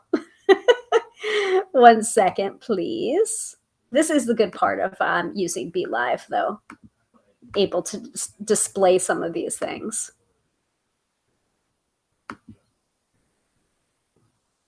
Okay. Oh, there's a scroll forward. Cool. All right. So this was my video that I recorded about this time last year. I definitely feel tired. Like Katie was saying, a little bit exhausted, a little bit overwhelmed there. Awesome. Great. I'm glad you enjoyed it. Katie says, thank you for that. That was really good. Awesome. So clearly I've been revisiting and looking through that particular episode. And I think that was directly after I did the tapping. Did the tapping again. Revisited the tapping a year later, and it is still resident and it still worked. We did a tapping on the Hanged Man tarot card, which came up during our weekend forecast. So we're going to tap. We are going to tap, and I will show you how I integrate tarot and EFT now that I've gone through the certification. So I walked you through the points. I talked a little bit about the issues. I feel like I haven't quite talked about the verbiage. So let's talk a little bit about the verbiage. Like, what kind of things do you say when you're doing a tapping session? So first of all, like, okay. So I walked through the points. I told you what EFT was and how to do it, but I haven't told you entirely how to do it. So I showed you the points, but what you're doing when you're tapping on the points is you're speaking aloud, and you're usually following along an EFT practitioner, or you're following along a video. By the way, there are so many great resources on EFT out there for free that then you can take and speak your own personal experience about as well. You know, just like last night I was having trouble sleeping. So again, Tap with Brad, really great resource on YouTube. Brad Yates, you know, look up EFT tapping and then the topic that you want to tap on or the issue that you want to tap on. Guaranteed, you're going to find something on there. Someone has tapped on it before. Absolutely. And if they haven't, well, then that's the time to book a session with me. Or book a session with an EFT practitioner, because we can help you. We can help you figure out, you know, what words to say, because that is the second element. And that was actually the reason why I signed up and did the certification with Gala, because I used to do email readings and provide personalized EFT tapping sessions. And this was before I did the certification. I never felt confident or comfortable doing it. And it was a service that I was providing. So it made me like, I was just like, no, I'm not doing this anymore. And so I took it down, because though I did feel like it was helping people and I did get the feedback that it was helping from the people that ordered them. First of all, a lot of people weren't ordering them. And second of all, I didn't feel confident in what I was saying. So the tapping points are the tapping points, right? You like, once you know them, you know them. I was able to go through them lickety split without like looking at a chart or anything like that. And that is another difference that I saw in revisiting that past episode that we did. Is like, I had to look when I was teaching. Now I don't have to look, because you get used to doing these points in this order. And if you accidentally miss one, it's okay. No big deal. You're still working and tapping, you know? So that was number one. But the reason why I took down that offering is because I didn't know what to say. And that I feel like is a stumbling point for a lot of people, and not just in tapping. That's also intuition and tarot readings as well, because sometimes you do know what to say, or you know what your interpretation is giving, but you just don't know how to say it in the right way to a client, or you don't have confidence in your interpretation, and that was a portion of class when we were doing the certification that some people did have a lot of issues with.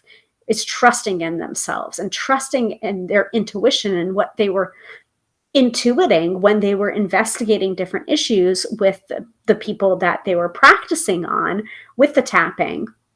It's just like they might have felt that there was a secondary benefit going on, but they didn't feel confident enough to say that secondary benefit. And at one point, I can't remember which class it was, but I actually had to unmute my audio because I was directly asked by Gala, who knows that I'm a tarot reader and knows that, I work professionally with my intuition. She was just like, I know that that happened to be when I was doing a lot of practice sessions, and she was getting feedback, just like, your girl Hilary's killing it, with the tapping session. So I got praised, I got compliments, I got feedback. And then also I was asked, about trusting intuition, how you trust your intuition, how do you differentiate the voice of your intuition from the voice of fear? And I'm just like, oh, I'm an expert on that particular question because I teach it in my Tarot Intuitive signature online chorus that I haven't done in a while. And I feel like I'm hearing things. Did my phone just ring? Did you hear my phone ring, guys? No. Okay. That might have just been the boys in the living room watching the Rangers game. I think it was a very loud, oh, I don't know. Anyway, so what was I saying? Yeah, I haven't taught the Tarot Intuitive in a while because, I've been zoomed out and, global pandemic and everything. But we will be reopening and doing that course, which is my course on teaching on how I teach tarot to people. But one of the key components of that is learning to differentiate your voice of intuition from the voice of fear. And most of the time, people are very confused about intuition and how their intuition speaks because they're expecting this almost disembodied voice that doesn't sound like them at all. And your intuition speaks in the same voice as your regular speaking voice, your regular thought voice. And so, you're expecting, almost like Monty Python and the Holy Grail with God with the cat king crown on, and just like, what are you doing? No, that's not how intuition sounds. Does that make sense to everybody? It does just not. Your intuition sounds exactly like you.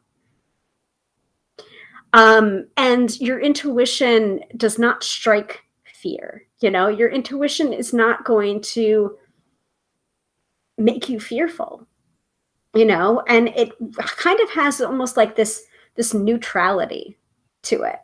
It's neither good nor bad. It just is go this way, do this thing, speak to this person, and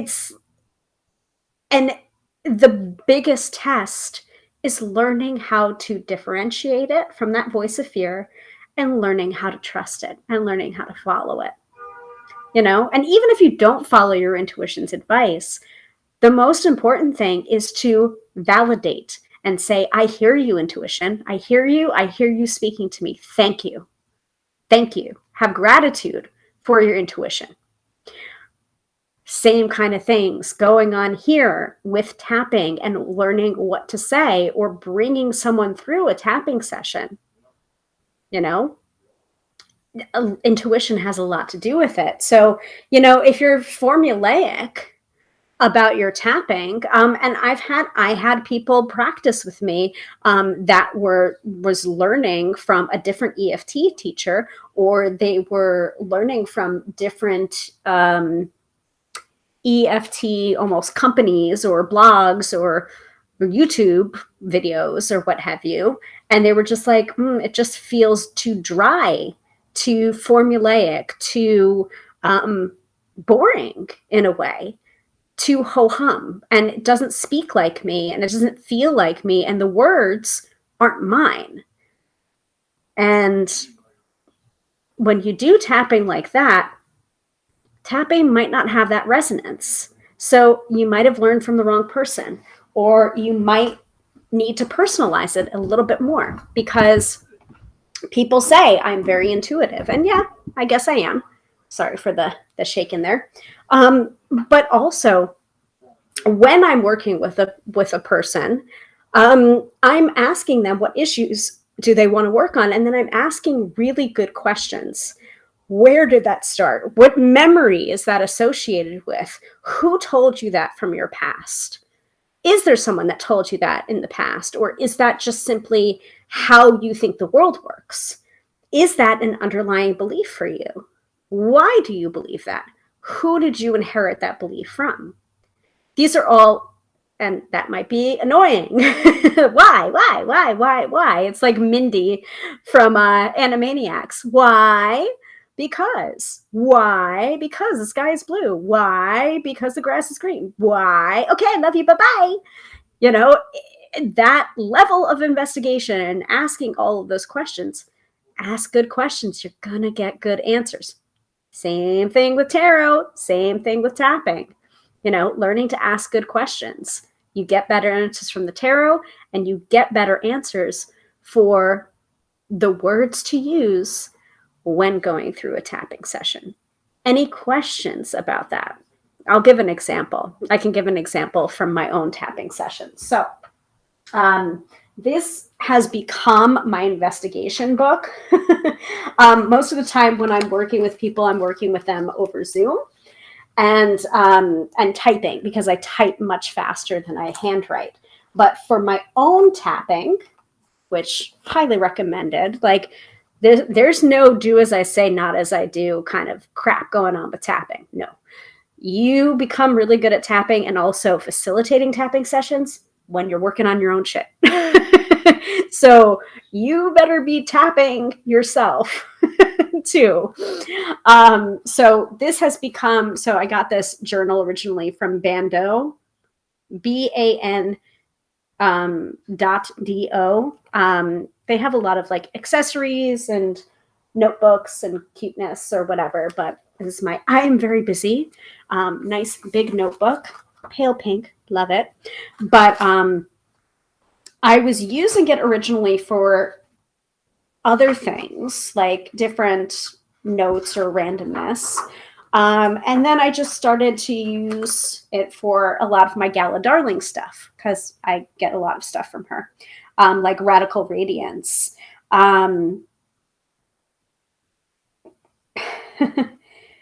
Wow. I actually just turned to a manifestation that kind of came true. I want to be so in demand for tarot that I no longer have time for my full-time editing job. And I'm now doing tarot full-time as of a few months ago. So that was from 2018, Radical Radiance, Chapter 1, 2018, October of 2018. So it took a little while, but interesting. But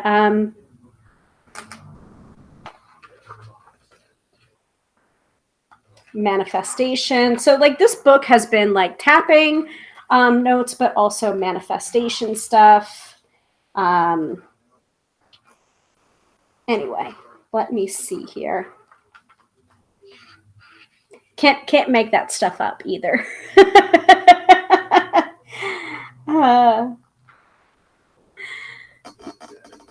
Yep. So Katie is saying, woohoo, that happened. And Kathy is saying, congratulations on that manifestation. But yeah, it takes like it happens. It works if you work it, folks. You know, it really does. And can tapping help with manifestation work? Yes, it can. You can tap on anything. So far, you can tap on anything, or at least that's been my experience. So yesterday I did Cash Money Honey, which is one of Gala's programs where she has a bunch of tapping. And she pretty much has tapping like baked into almost everything that she does, everything that she offers, because that's how much she believes in it. So the two tappings that I did yesterday was I am allowed beautiful things and an abundant day tapping. So that is her tapping that I listened to going through the points, said the words, and it was very resonant. But I also filled in some of my own personal words that were coming up for me at that time. So, like, for example, here, because we're talking about the words, it's not just the tapping points, it is the words. And it's not just the words, it is the tapping points. It's both. Both is what works. And they've done clinical trials and studies to see, it's just like, is it this or is it this? Is it this or is it this? And they have found the most results benefit from both. Tap the points, say the words. Okay, so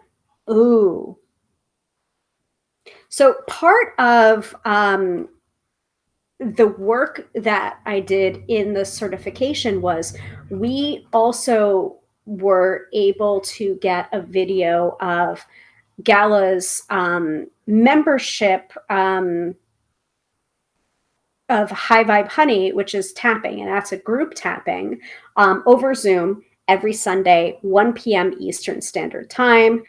And by the way, you can sign up for that if you would like, and you'll see me in there because I do it. I do it too. Actually, let me find the link, but I was able to find the thing that I wanted to say. 1 second. I need to find this specific.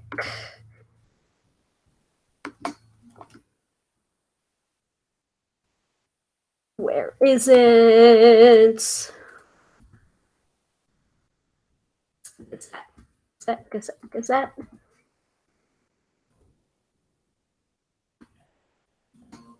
Hold on 1 second.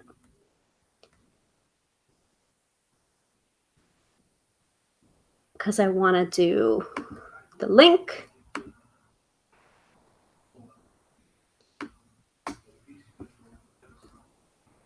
And let's see. Hold on 1 second.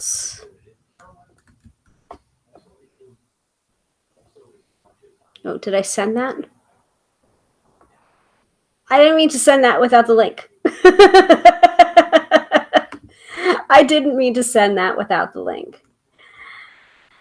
Anyway.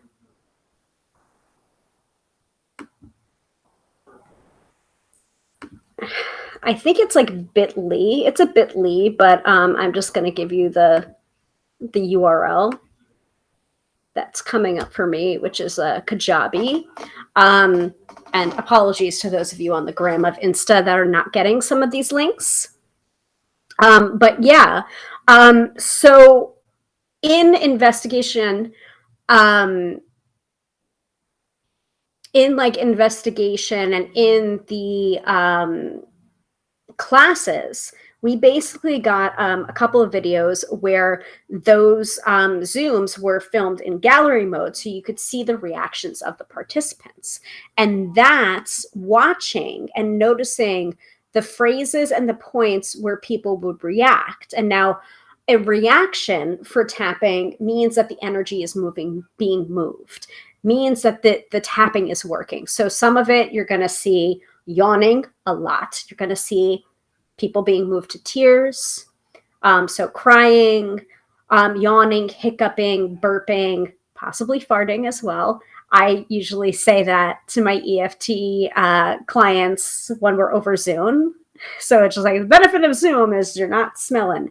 Why am I talking about farts so much on this live stream? I don't know. Anyway, but being able to investigate where people react and noting at what phrases, that was gold. That was wonderful to be able to see, because that way we can take those phrases sometimes and use it for the next time around, or, you know, we can personalize it to our own sessions. And we can also notice those effects in ourselves. Like, I don't know what it was, but at one point I was tapping, and I was doing a tapping for, I think it was the feminine embodiment tapping for the Venus codes. And one of the phrases at one of the points was, "There's nothing wrong with me." And apparently a lot of people had a reaction to that phrase, "There's nothing wrong with me." And I was one of them. So I was tapping. I don't even remember what point I was on, but I remember the phrase, "There is nothing wrong with me." I burst into tears. So clearly, some of this schema, some of these underlying beliefs were that there was something wrong with me for feeling a certain way, or wanting certain things, or doing certain things. There's clearly something wrong with me. There's not. There's not anything wrong with me. There's not anything wrong with you. So, some of these phrases, journal. Think about different issues that you have. Journal on these issues. Take those issues, and then think about what it would be like if you didn't have those issues. Or what is it that you want? What is it that you want to manifest? What is it that you feel is blocking your manifestation? And what will it look like when you're on the other side of it? Because when we're tapping, yes, we talk about the negatives. Talk about the negatives on the side of the hand. Sometimes talk about it as we're going through the points. But we're always aiming to move from the negatives to the positives, from the past to the future, or to the present, to the other side. And at one point, I was working with somebody, and they couldn't see through to the other side. And my tips and my tricks and tools that I had gotten using the certification and, you know, studying tapping weren't working. They weren't working.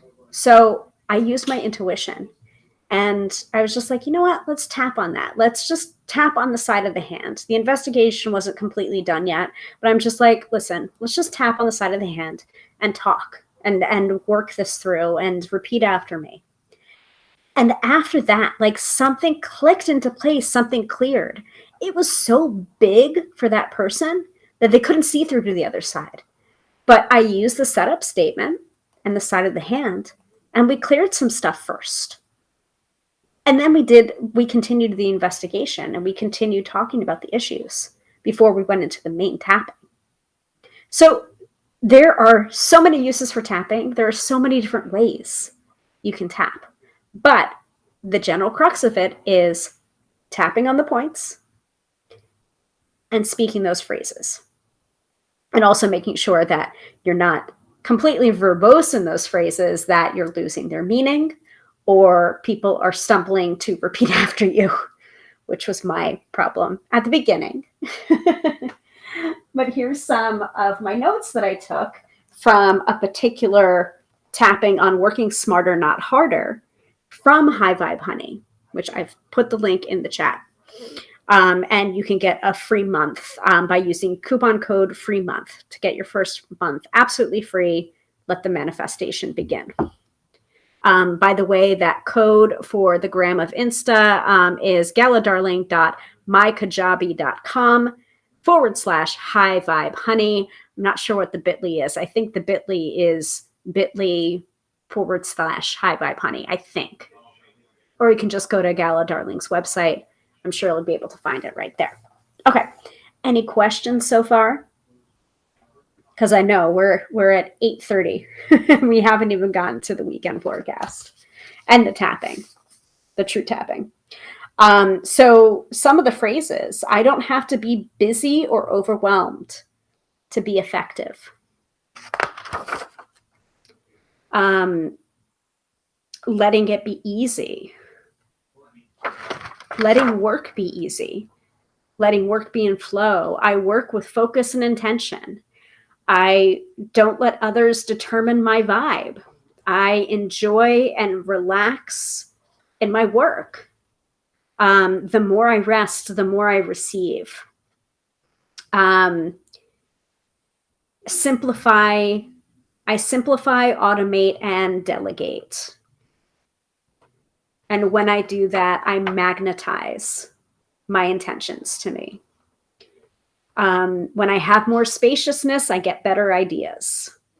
I set the barometer for my own life. If I want ease, I can set my barometer for ease. I can like things without a payoff. I'm easygoing.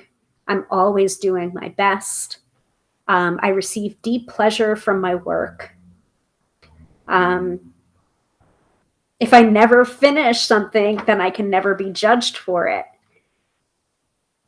When I heard that and tapped on that, I'm just like, oh, yeah, okay, that might be a part of my procrastination. All right.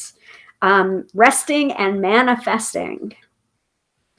And one of the big things that I saw from there, and I think I might have posted it on Facebook like a couple of days ago, if it doesn't enhance your life, it's got to go.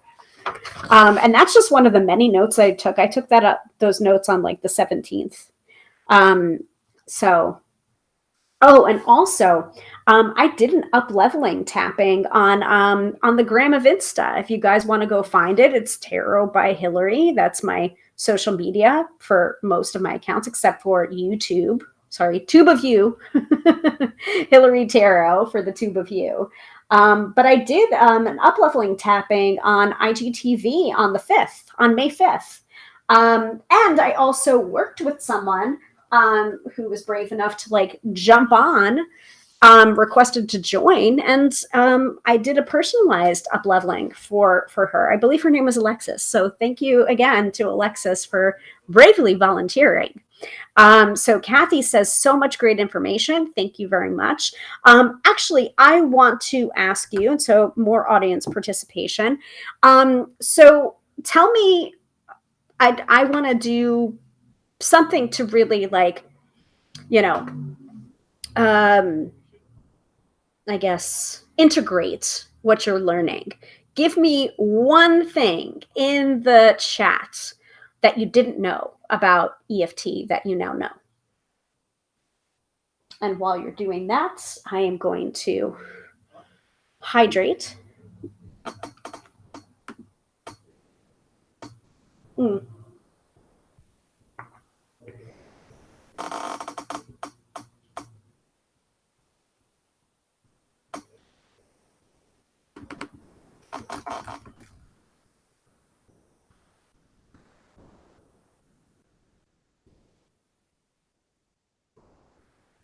I'm going to change.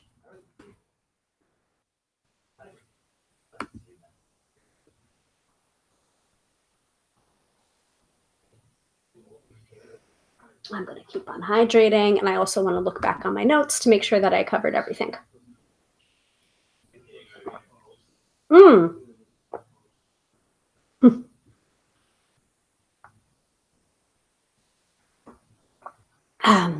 So this last bullet point, we're going to get to the last bullet point on the description of tonight's live stream, which is the personalized EFT session based on the weekend forecast. So we haven't pulled that card yet, but we're going to pull that card. But the second to last bullet point, how you can use tarot, divination, intuition to personalize your tapping scripts. Well, I touched upon it a little bit during the investigation, talking about EFT practitioners, talking about speaking up for what your intuition is saying, especially about the issues that you think you want to tap on versus the issues that you may actually want to tap on based on the investigation and your own intuition. And Sophia is here. Hello, Sophia. I will say hello to you and try to wave to you. It doesn't work sometimes. So how can you use tarot? How can you use divination? You can pull tarot cards. And I'm going to show you how we do that using the weekend forecast, pulling that tarot card, and then looking at that tarot card, using your interpretation of the tarot card, and also talking a little bit about what that tarot card might mean to you, what it might be revealing to you, for you to tap on. So last year, we talked a little bit about the Hanged Man and what the Hanged Man means to us, and also what the Hanged Man means regarding tapping, or what you should tap on, or the issues that were surrounding the Hanged Man. So I'll show you that again. And I wanted to rewind that a little bit, or whatever.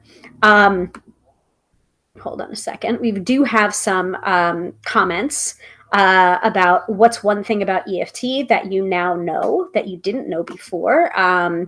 So Kathy says, I didn't know that the tapping points on the body. Well, great. Now you know.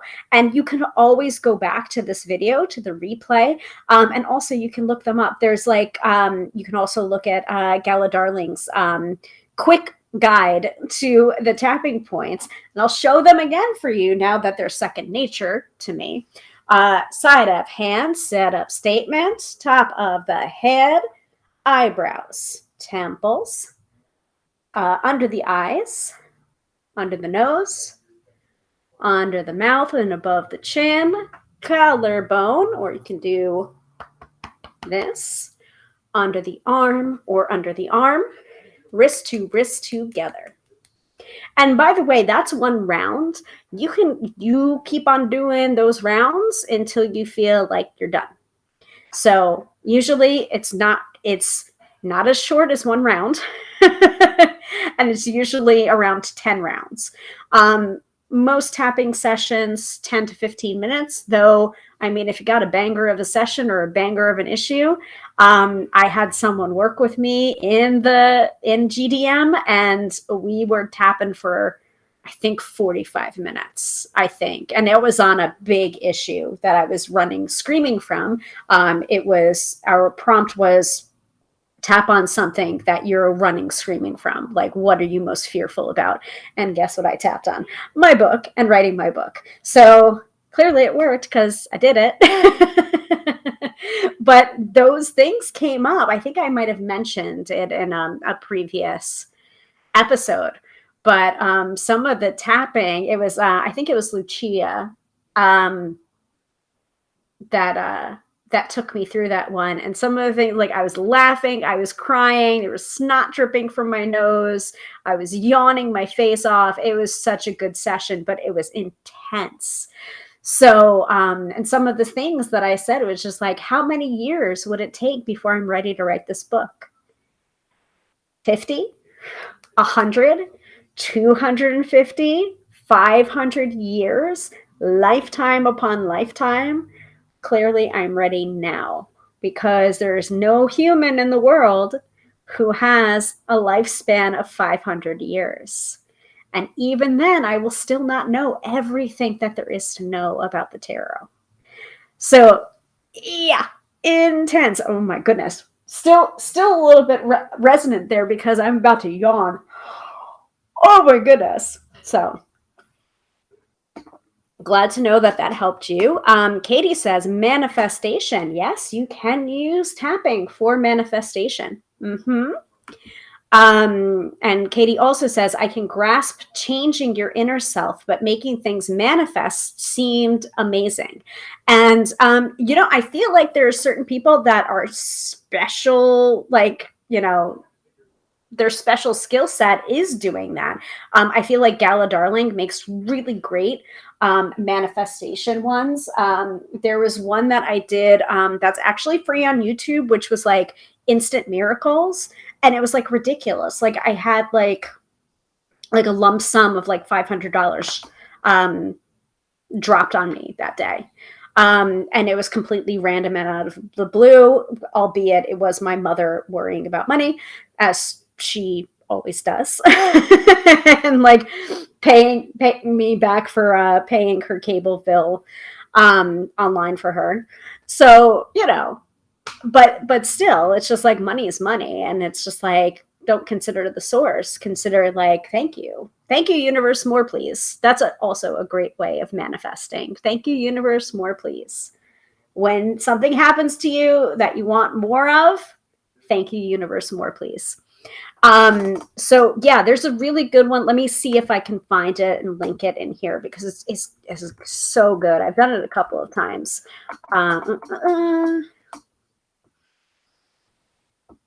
So Sophia says, I'm sad I missed the earlier part of this. I love EFT tapping, but I'm already learning more about it in just these few minutes. Sophia, that's the reason why I'm doing this live stream. I'm also streaming over on the Book of Face and the Tube of You. Replays will be available, so you are not missing out at all. And Sophia also says we use it with horses, and interestingly, their release is also yawning. Oh my God, I have never seen a horse yawn. That's so crazy. Thank you for sharing that. Did you guys know that horses yawn? I mean, obviously, I guess, but like, did you know that people use tapping on horses? Funnily that you mentioned that, or funny that you mentioned that. I was talking to someone on their podcast the other week, the Aligned Opulence podcast, and her dog, I think it's Rocco, who's a cute little Dachshund, was just barking up a storm at one point, and then it inspired her to do a tapping video on Instagram. So look it up. And she was tapping on his little face and his points about his need to bark and his need to feel validated. And he was completely quiet the entire time and just looking at her like, I feel calm, and like not needing to bark. You can use this. You can use this on your pets too. Yeah. Sophia says, yay, so glad there will be replays. Yeah, you can find it right in the app that you're using right now, or you can find them on the Book of Face and the Tube of You. Hilary Tarot over on Tube of You, and Tarot by Hilary on every other platform. So, including the Book of Face. Okay. Looking for that instant miracles tapping. She has an entire playlist too on tapping.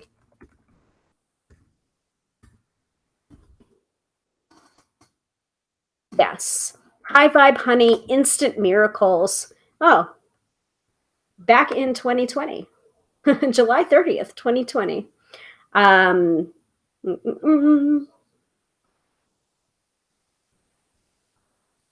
Yes, I have found it.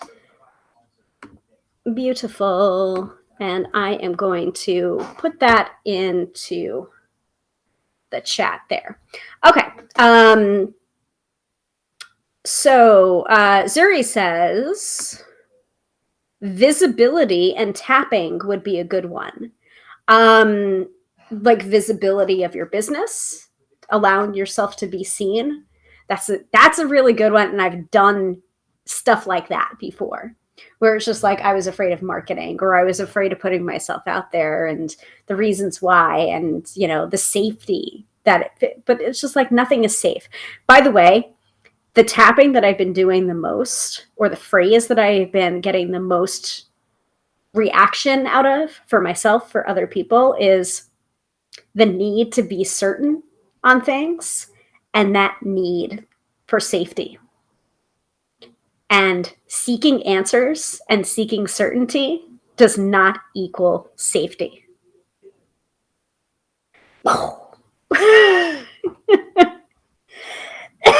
If that resonates for you, let me know in the chat. Kathy says, would you work on the same manifestation for all of the rounds? Yeah, because yes, because I feel like if you get specific, or like sometimes lack of focus, or feeling distracted, or feeling like you're tapping on everything can be a form of resistance, and can be a form of avoidance, or not wanting to do it, or feeling like, oh, okay, I'm justified because it didn't work, like not wanting it to work. So yeah, that can be a sign of resistance. So you would try and work on the same manifestation for all the rounds, but you want to give yourself almost like different verbiage or a different reason for possibly the blocking that manifestation. So like, someone give me an example of what they're trying to manifest right now in the chat. And I'll give you a couple of sample sentences. Now, again, this is going to be generalized and it's just an example. If you really want to work on personalizing, you need to do your own inner work. You need to journal a lot too, because some of that journaling, you will start to find specific phrases in that journaling on those issues. And then you can use those phrases to tap on those phrases and then tap on the other side. So tell me what you're working on to manifest. Any one of you. Kathy, you don't have to give me an example. Anyone can give me an example. And also, I feel like we're really going to solidify this a little bit when we go to our weekend forecast. So Katie is giving the example of career improvement. So in the investigation, let's pretend. So Katie's also saying pay rise. Okay, so promotion, bonuses, money, right? Oh my goodness. Clearly I'm blocked there too. So some of the tapping into the pay rise or the career improvement or promotion, okay, may be stemming from self-worth, may be stemming from the schema that you've got going on. I knew that the schema was going to come up because it came up in therapy, and I was just like, yeah, it's the plan. But we were talking about different examples where someone was sabotaging because they couldn't accept what was beyond the schema that was playing out already. So they were doing well, and they ended up sabotaging themselves, doing something to get fired from their job because they were getting praise and accolades and this and that in their job, so much so that they couldn't accept it. Now, that's not necessarily what's going on here, but there is always schema at work. We cannot go beyond what we think we are worthy of, we are deserving of. Like, my therapist actually made me cry today because I was talking a little bit about when I resigned from my job and how, this is, if it didn't have the support of my husband, like it's incredibly, like it's almost like too much. Like it's an incredible gift and it's incredibly nurturing, but I'm not used to it because I'm used to being disappointed, because I'm used to doing everything myself or making sure that I am supporting myself and only myself and being independent. Okay. And so my therapist said, like, very point blank question, do you think you deserve it? And I just immediately started crying, which clearly there might be some part of me that doesn't think I am actually deserving of the things that I am receiving right now. And if I don't acknowledge that, I might end up sabotaging. So again, this is all tapping stuff. Anyway, so, and Katie just kind of said a little bit of that. Promotion. The word promotion. I was so blocked on the word promotion, I couldn't even think of it. Okay. Even though I couldn't even think of the word promotion, I am worthy of it. And by the way, Katie, Sophia was just saying, oof, I can relate to that one. Possibly the crying in therapy too. Even though I was so blocked at that thought, that doesn't mean that I'm not worthy of a promotion.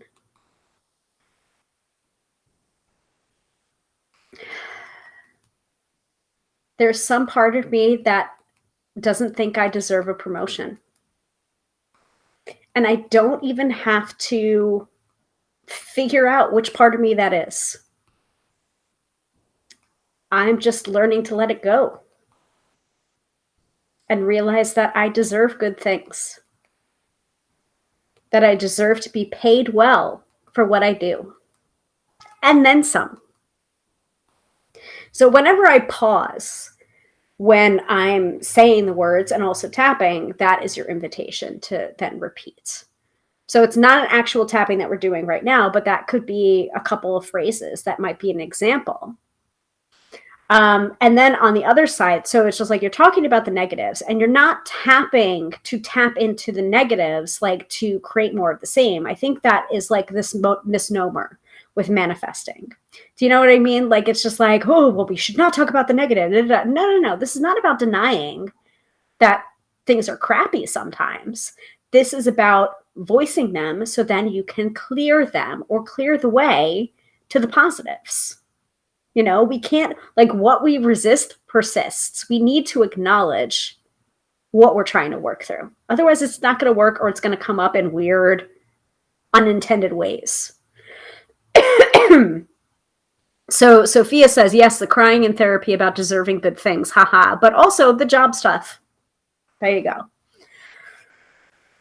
So did I expect to cry in therapy today? No. Anyway, but here, let's look at some of the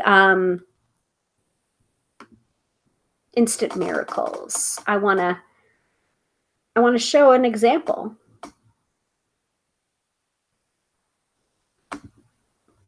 Let me listen first.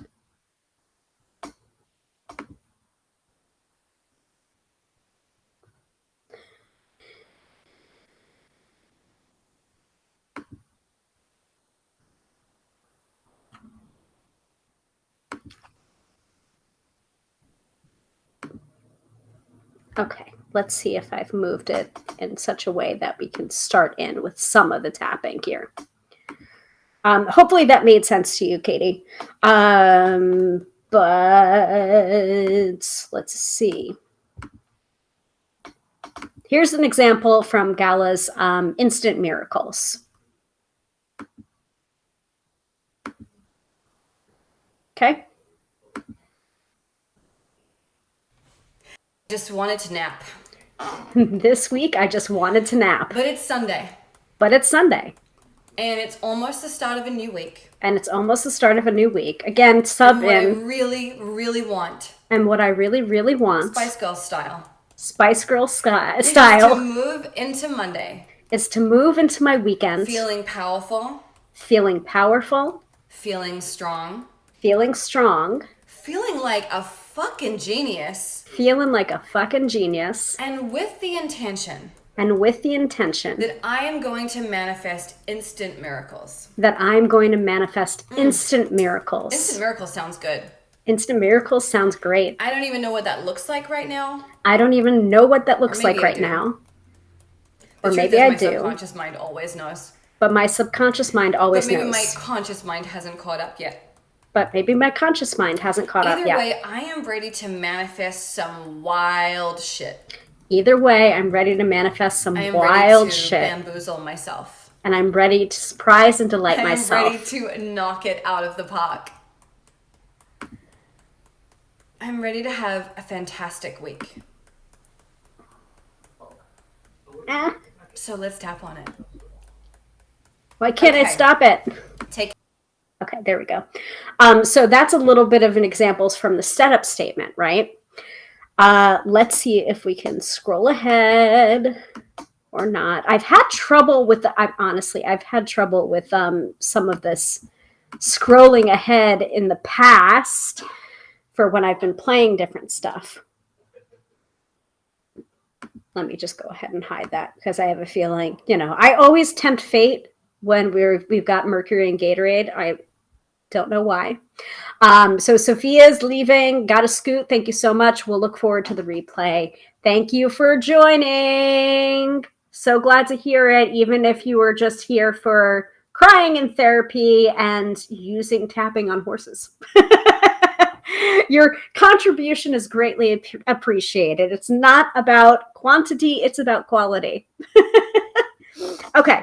So, so that's an example of like the setup statement, right? Or the side of the hand setup statement. But then how would you do it? How would you manifest for career improvements or for the promotion? You would continue into it, you know, you would continue into, so you got the side of the hand, you're clearing some stuff. And then it's just like, you know what? I deserve a fucking raise. And I am worth it. And there are certain parts of me that may not feel deserving right now. And there are certain parts of me that may balk at that thought of more money. And it may not even be the money. It may be about the title. It may be about the prestige. It may be that I feel like I am an imposter or that I cannot do this job. Even so, I am trying to let that shit go. And remember that I have my current job and that I am so capable of more. And I am capable of earning more. So you see how that could be possible examples. So Kathy is saying, again, so helpful. Thanks. Okay, cool. All right. Any other suggestions before we pull the weekend forecast and we tap on this shit and I can show you how tarot can be implemented and integrated and helpful for a tapping session? Yeah. Tell me in the chat. Let me know. And I feel like I'm not playing with the full deck right now because I do have the True Heart Tarot and I have a couple of cards previously pulled for today and from this week. But I do have my card for tomorrow, so I will put that and keep that out. And we will play with a slightly fuller deck. I am not stacking the deck in our favor, but then again, you can too. You don't have to just shuffle the deck and be like, okay, tell me, tarot. You can pick a tarot card that you're looking for, like, to help you with your manifestations. If you want to do a tapping to manifest and you are resonating with the, where'd my voice go? And you are resonating with the Queen of Pentacles or the King of Pentacles or the Ten of Pentacles or the Queen of Cups because you want more love in your life or you want that relationship or you want the Lover's card because you want some spiciness. You can do that. You can look at your tarot deck and you can be intentional about that choice. Or you can shuffle the cards and, give yourself a reading and the cards can present to you some issues that you might need to tap on or what you think about those particular issues or any kind of suggestions that they might give. So last year, when we were doing this original episode on the emotional freedom technique and tarot and how you can integrate the two, I knew a lot less or I had a different perspective. But we received the Hanged Man for the weekend forecast. And a lot of the Hanged Man, I think at the time, hold on, let me make sure to plug in my computer. I think at that time, because trying to remember back from a year ago, and also I did revisit that episode to see kind of what I said at that time. I feel like my interpretation of the Hanged Man was about like getting new perspective, also taking advantage of this pause from the universe or this big breath or this moment before everything becomes crazy again. And like talking about those different themes and also sometimes using the imagery from that tarot card as well to, get some visualizations going in there for the tapping. So So Katie says, perfect. I love how quickly you get onto those phrases in the tapping. Well, it didn't come as naturally last year, but it's more natural now because I've been doing it a lot and I'm now certified to do it too. So, let me see here. Close that up. Trying to work in my staging area for these different things. I wanted to look again for what I said about the Hanged Man.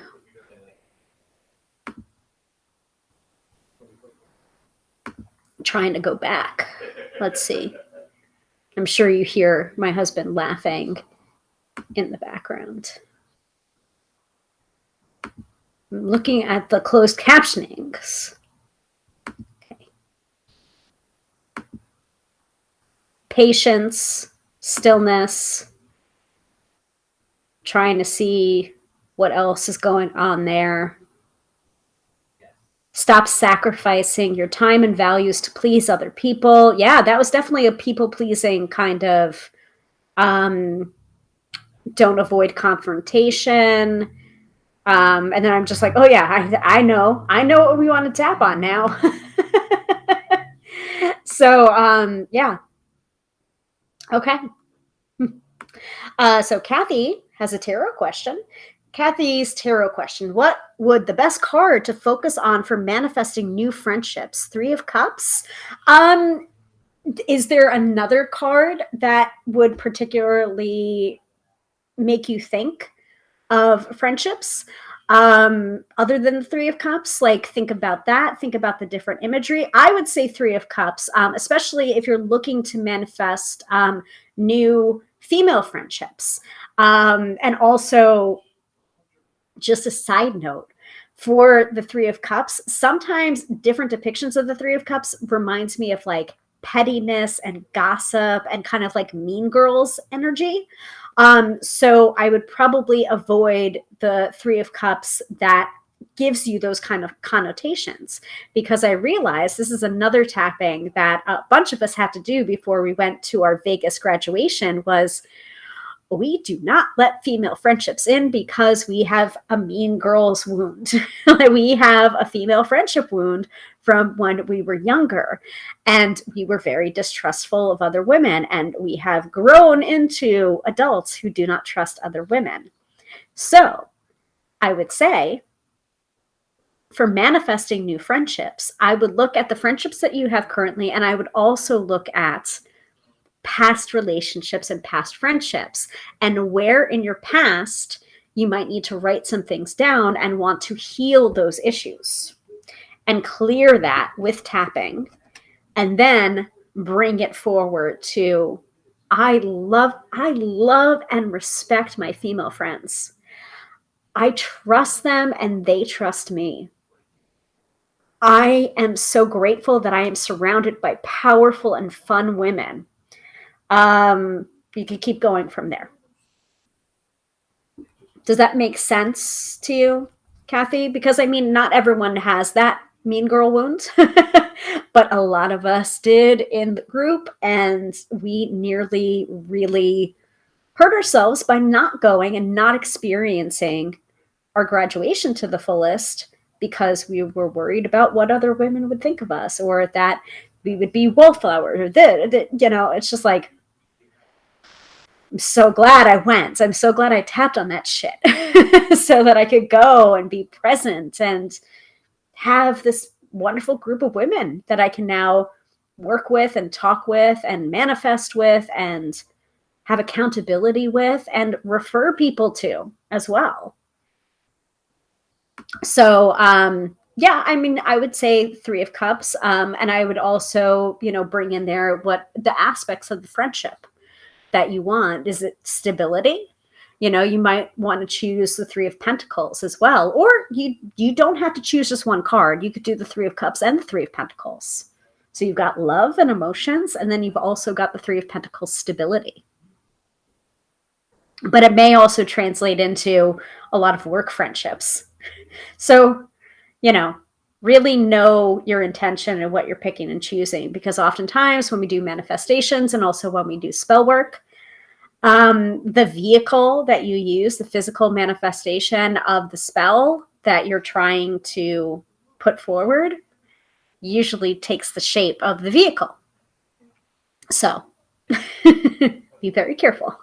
Intention is everything when you're doing manifestation work and when you're doing spell work. But you don't have to choose just one card.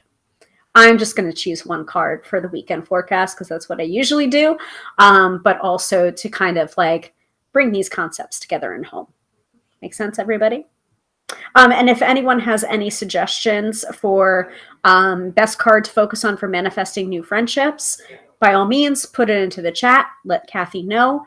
We all are intuitive here. I believe everyone has intuition. That's why I start and end the episode the same way every single time. Everybody has intuition. So go ahead, put that into the chat if you think of it. So let us go with the weekend forecast and the personalized tapping session. So we are using the True Heart Intuitive Tarot by Rachel True. Her artist is, I don't know, because the guidebook is underneath all of my stuff right now. So apologies to the artists that created this, along with Rachel True. What do we need to know for this weekend? And what do we need to tap on for this weekend? And by the way, if you're watching the replay, no matter what year, no matter what time, you know, if this is resonant for you and if the tapping is resonant for you, please, by all means, use it. Take what you will. If it's not resonant for you, please just scroll on by. You don't have to yuck in our yum. You don't have to disprove why tarot sucks and why EFT doesn't work. You can just go about your business.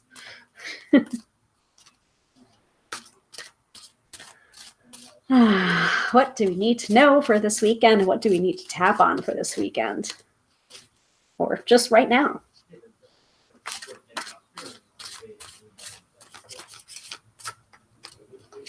Okay. Oh boy. Communication. Why is that not a surprise during a Mercury retrograde? Okay. So, couple of things here. I'm going to have to use some of my notes or my keyboard here to type in some things. So, write down communication definite.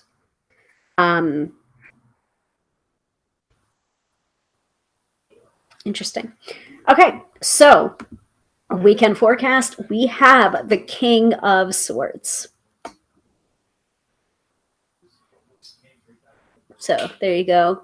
Gram of Insta, Book of Face, Tube of You.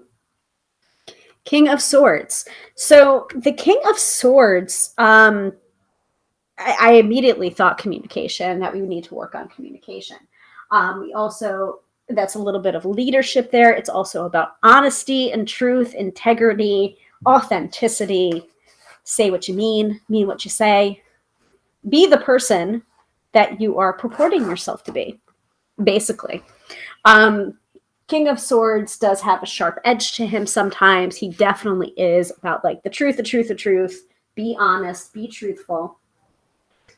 I am going to look for the guidebook here so I can actually tell you the artist and also give you some of the keywords from the guidebook. And I am starving right now. I'm so hungry. So I'm glad that we're wrapping up. This was a marathon of a session. I thank you all for joining me and sticking with it. Okay, so King of Swords. Interesting that we're getting the King of Swords too, since we got the King of Wands for today's card of the day. So definitely got King energy going on here. So by the way, Rachel True did the book for this, and I don't know where the artist's information is. Still not seeing the artist's information here. Illustrations by Stephanie Singleton. Okay. All right.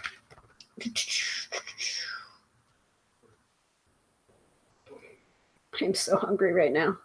Trying to concentrate here. Okay. So King of Swords did come up upright. So for the guidebook for the True Heart Intuitive Tarot, she calls it for upright, high vibe, for reversed, low vibe.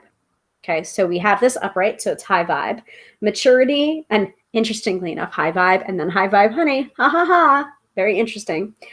So maturity, decisions, intelligence, thoughtfulness, consideration, justice, balance, fairness, and power. So be fair, be truthful, be honest, be thoughtful, have balance, make good decisions.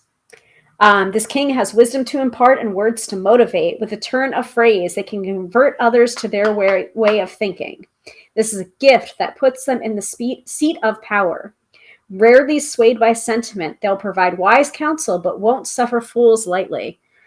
If this card represents you, you communicate your ideas clearly to achieve your goals. If it represents a paternal figure in your life, this king fiercely protects their loved ones. Their innate code of ethics demands high standards, which they expect you to live up to.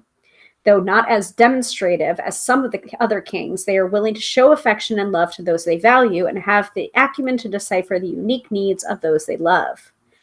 Hours of conversation, strong mental and physical connection.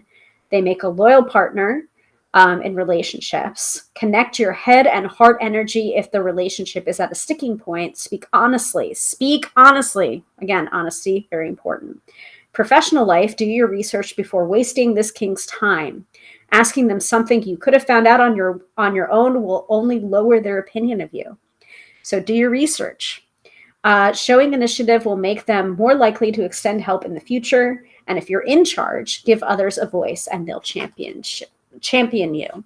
So knowing that, knowing the guidebook, knowing a few of my initial thoughts for the King of Swords when I saw it pulled, what do you think we should tap on? I have my own ideas, of course, but what themes should we tap on? And Amy is back in the gram of Insta, my fellow compatriot in the Gala Darling certification for tapping. So yeah, King of Swords. Give me your feedback, please. And I will translate that into a tapping session. Actually, I can start right now, but then you wouldn't be able to respond. Because sometimes we tap on the side of the hand and sometimes we don't tap on the side of the hand. And it really depends on what you're trying to do. So that's a good one. Katie says not being afraid to be honest in communication. Why can't I copy that? I'm going to write that down.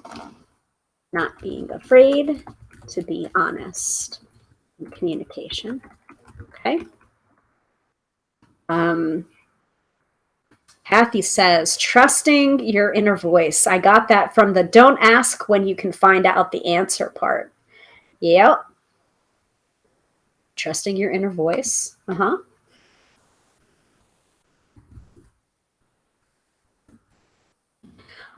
Is there anything or any part of the things that you were asking about or the issues that you were thinking of tapping on from before, possibly, or thinking of tapping on later after watching this, that could be applicable to some of these themes that are coming up in the King of Swords?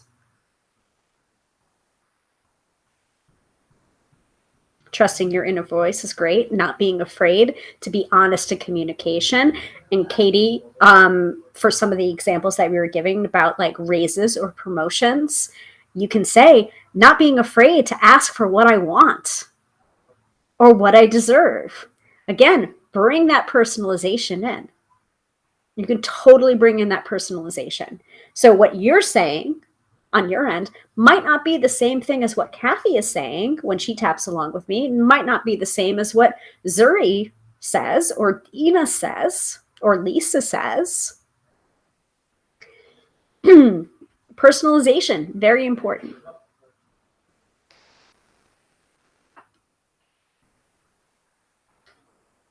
Anything else?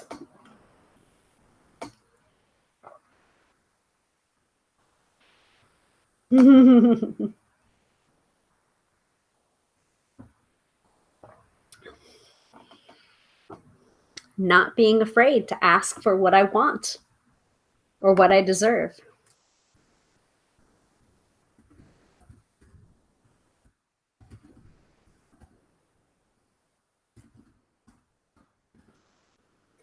So let's start to tap on some of these things, and you can feel free to ask more questions in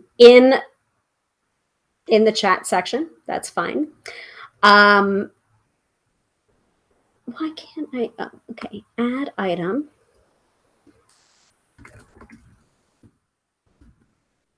I am going to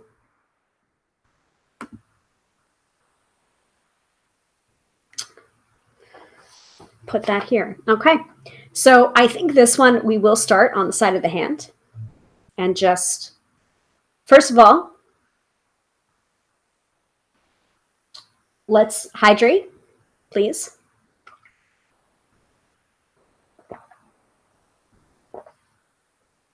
And once again, if those of us that are joining us late in the broadcast, if you'd like to book a reading with me, tarotbyhilary.com, I would be happy to give you a reading. Just get on my schedule, please. Okay. Katie says, not being afraid to ask for the help to get that promotion. Okay. Not being afraid to ask for help to get that promotion. All right. I am going to keep my notes up over here. I'm going to put it over the chat for right now, but I will take it down once I get through side of the hand. So drink your water if you have it, please.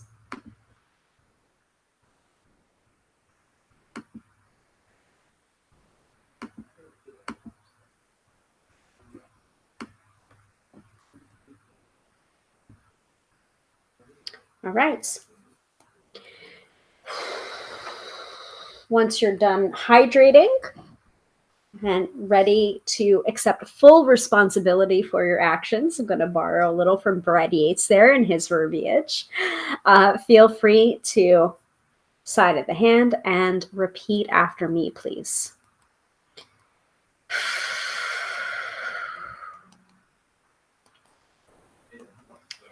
Honest communication is so important. It's important to me, and it's important to other people that are talking with me. And I need to be honest with myself before I can be honest with anyone else.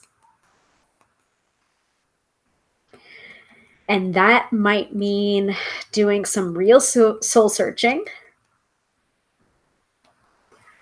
Oh boy, I'm already yawning. And that might mean learning to trust my inner voice.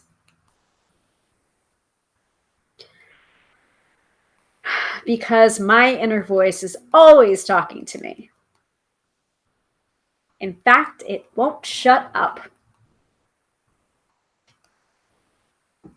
And my inner voice is saying, you deserve it, honey.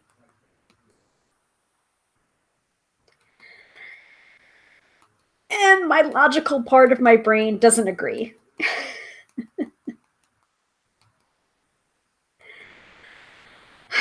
But whether my logical brain agrees or not, I'm willing to release some of that resistance.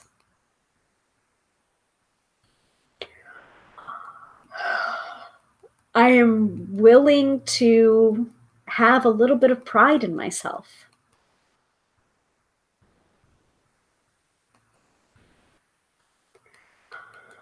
I am willing to put myself out there. And I am dipping my toe into the possibility that tough conversations might lead to a breakthrough. And I don't have to be mean in my communication, but I do have to be honest.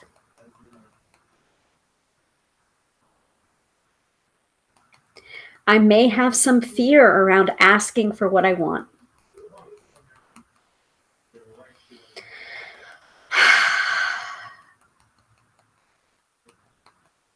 I may have some fear around asking for help. But even though I have that fear, I love and accept and forgive that part of myself.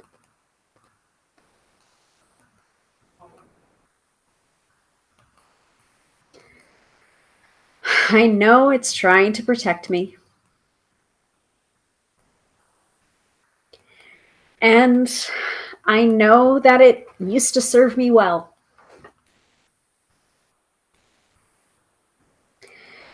But I know now that might be the biggest block to getting what I want. I'm going to feel that fear and do it anyway. I'm going to use that big sword of the King of Swords. And I'm going to cut through that fear like a hot knife through butter.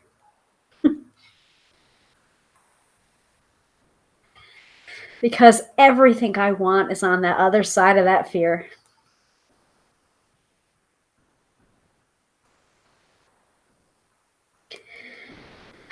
I'm ready to have honest conversations with people.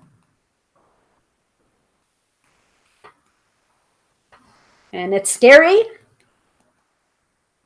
And it's necessary.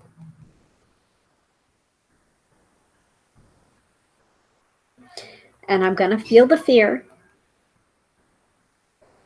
and still have the confidence to do the thing.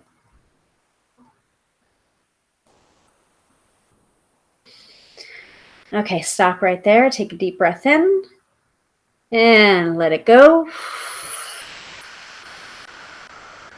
For those of you requesting to be on video over on the gram of Insta, I'm not going to be accepting that request right now. I'm in the middle of finishing up teaching about EFT and the tarot. I do appreciate you. And if you'd like to work with me, tarotbyhilary.com. How is everyone feeling after doing sleight of hand? And what came up for you? Please feel free to put it in the chat.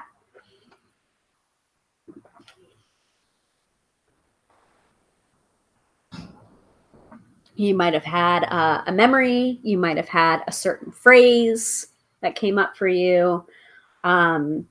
Katie is talking about her release, which is yawning. I have been yawning like anything about this. Good sign. Okay.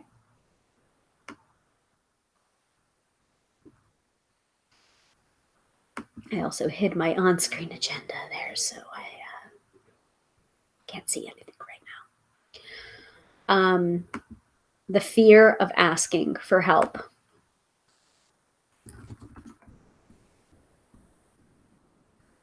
Okay. Good. Anybody else? Kathy, did something come up for you? I don't know who else is in here. Zuri, anything come up for you? Dina, anything come up for you? If If I didn't say you by name, I'm sorry.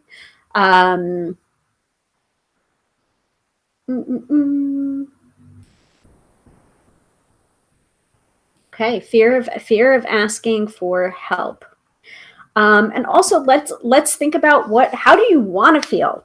How do you want to feel after seeing the King of Swords? How do you want to feel? Feel, not fear. Feel. Oh my goodness, we're at 9:30. Hold on here. Let me see. How do you want to feel?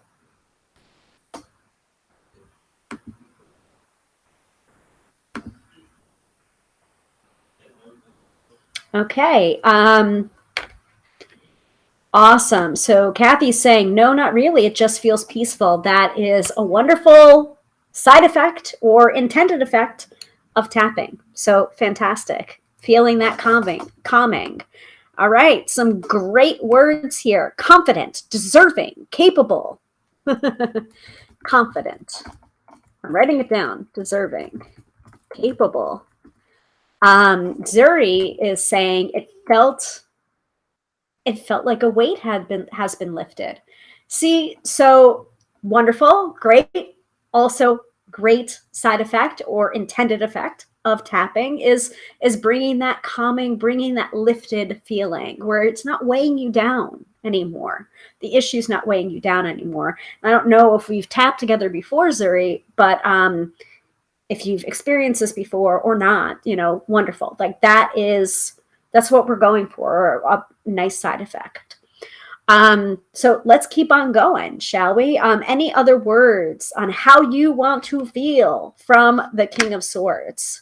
And also the things that we were just tapping on the side of the hand, not being afraid to ask for what you want or deserve, not being afraid to ask for help to get that promotion. I ask for help. You're going to hear me say it. You're going to repeat after me. I ask for help. I get that promotion. Act as if it's already happened, because that's another key component to manifestation. Act as if you've already gotten it. So you can put more of the your notes, your thoughts, your feelings, how you want to feel into the chat. But I'm going to give you another second or two, and then we're going to go right into the main points.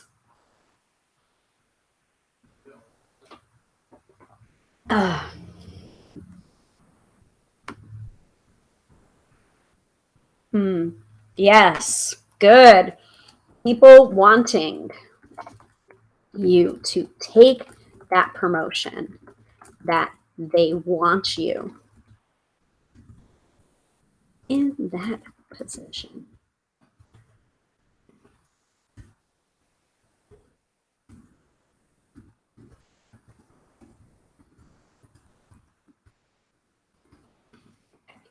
Put down a couple more things that were coming up while you said that. Okay. All right. Let's keep going. Let's finish off strong. Drink a little bit more water if you're feeling it. Once you're ready, put your hands together, shake it all out, do whatever you want to do. Hydrate, hydrate, very important. And start at the top of the head. Taking full responsibility for yourself, and repeat after me. And I'm seeing additional comments from Katie. Oh, yeah. And it's reflecting what I wrote down too. All right, repeat after me. I am honest in all of my communication.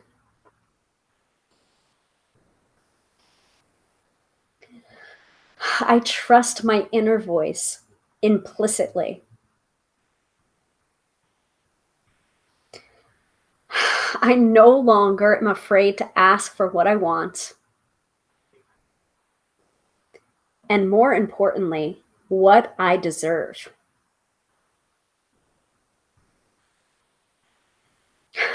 I got that promotion. And I got that money. Because once I got over that fear of asking for help, It was so easy. Help was so readily given that it amazed me.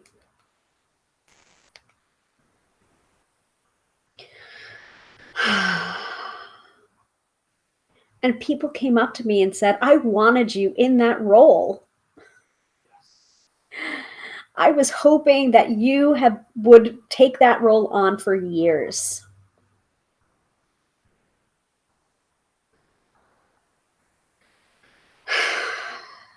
Because my colleague's natural state is to root for me and my success.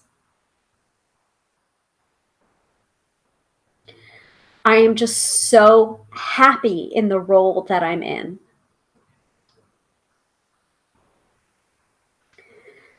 And I am feeling confident. I deserve every bit of success that I have. And I am so damn capable.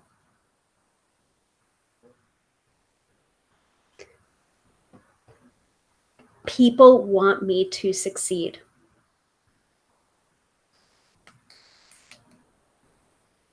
People have always wanted me to succeed.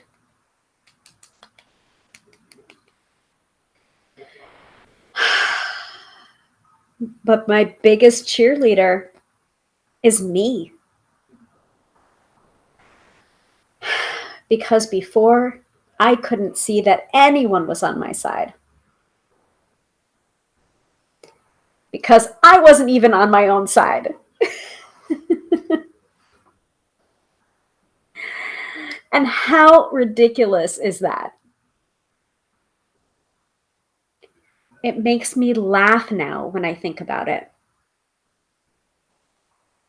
Because of course I wasn't getting everything that I was asking for. Because I wasn't asking for it. And because I didn't think that I deserved it. And because I didn't believe in myself before.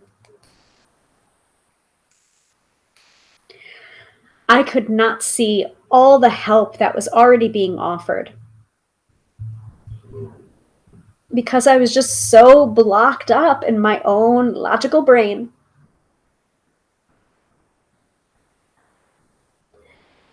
And caught up in my past behavior.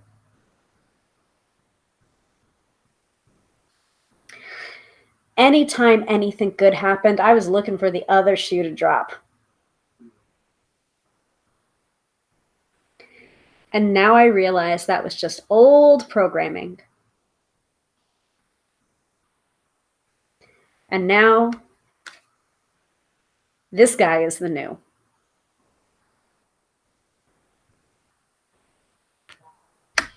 And while I would normally not relate to imagery of me on a throne, I now realize I like it. I like being in charge and calling the shots. And this promotion that I have, I am able to help so many more people. All of the people that I'm able to help below me, they're the ones that wanted to see this change most of all.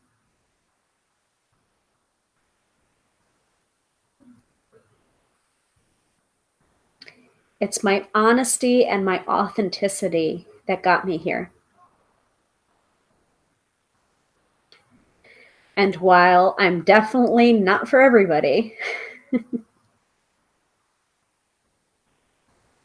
I am just perfect for exactly where I am. I am confident and deserving. And I am making more money than I had ever dared to dream. Take a deep breath in. And let it out.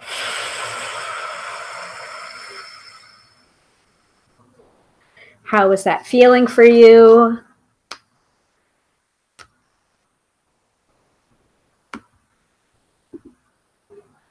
We are going on over 3 hours now, so I'm really wanting to wrap up, but I think that is a powerful, powerful way to wrap up this week's episode. I thank you all so much for being patient with me when I took a few weeks off to, kind of come down from my up-leveling altitude sickness, coming back from Vegas and my certification. Give me some notes in the comments on how people are feeling right now. It might not have been tailored exactly for you, but I hope that you personalized in the ways that you needed to. And I am going to pop this list back in. Katie is saying, I will want to tap on it again. Oop, where is it? I will want to tap on it again, so the replay will be helpful. Definitely. It'll happen. Thank you for that. You're welcome. And Kathy says, what a great night. Thank you, Hilary. You're very welcome, Kathy. And thank you for tuning in. I thank everybody for watching.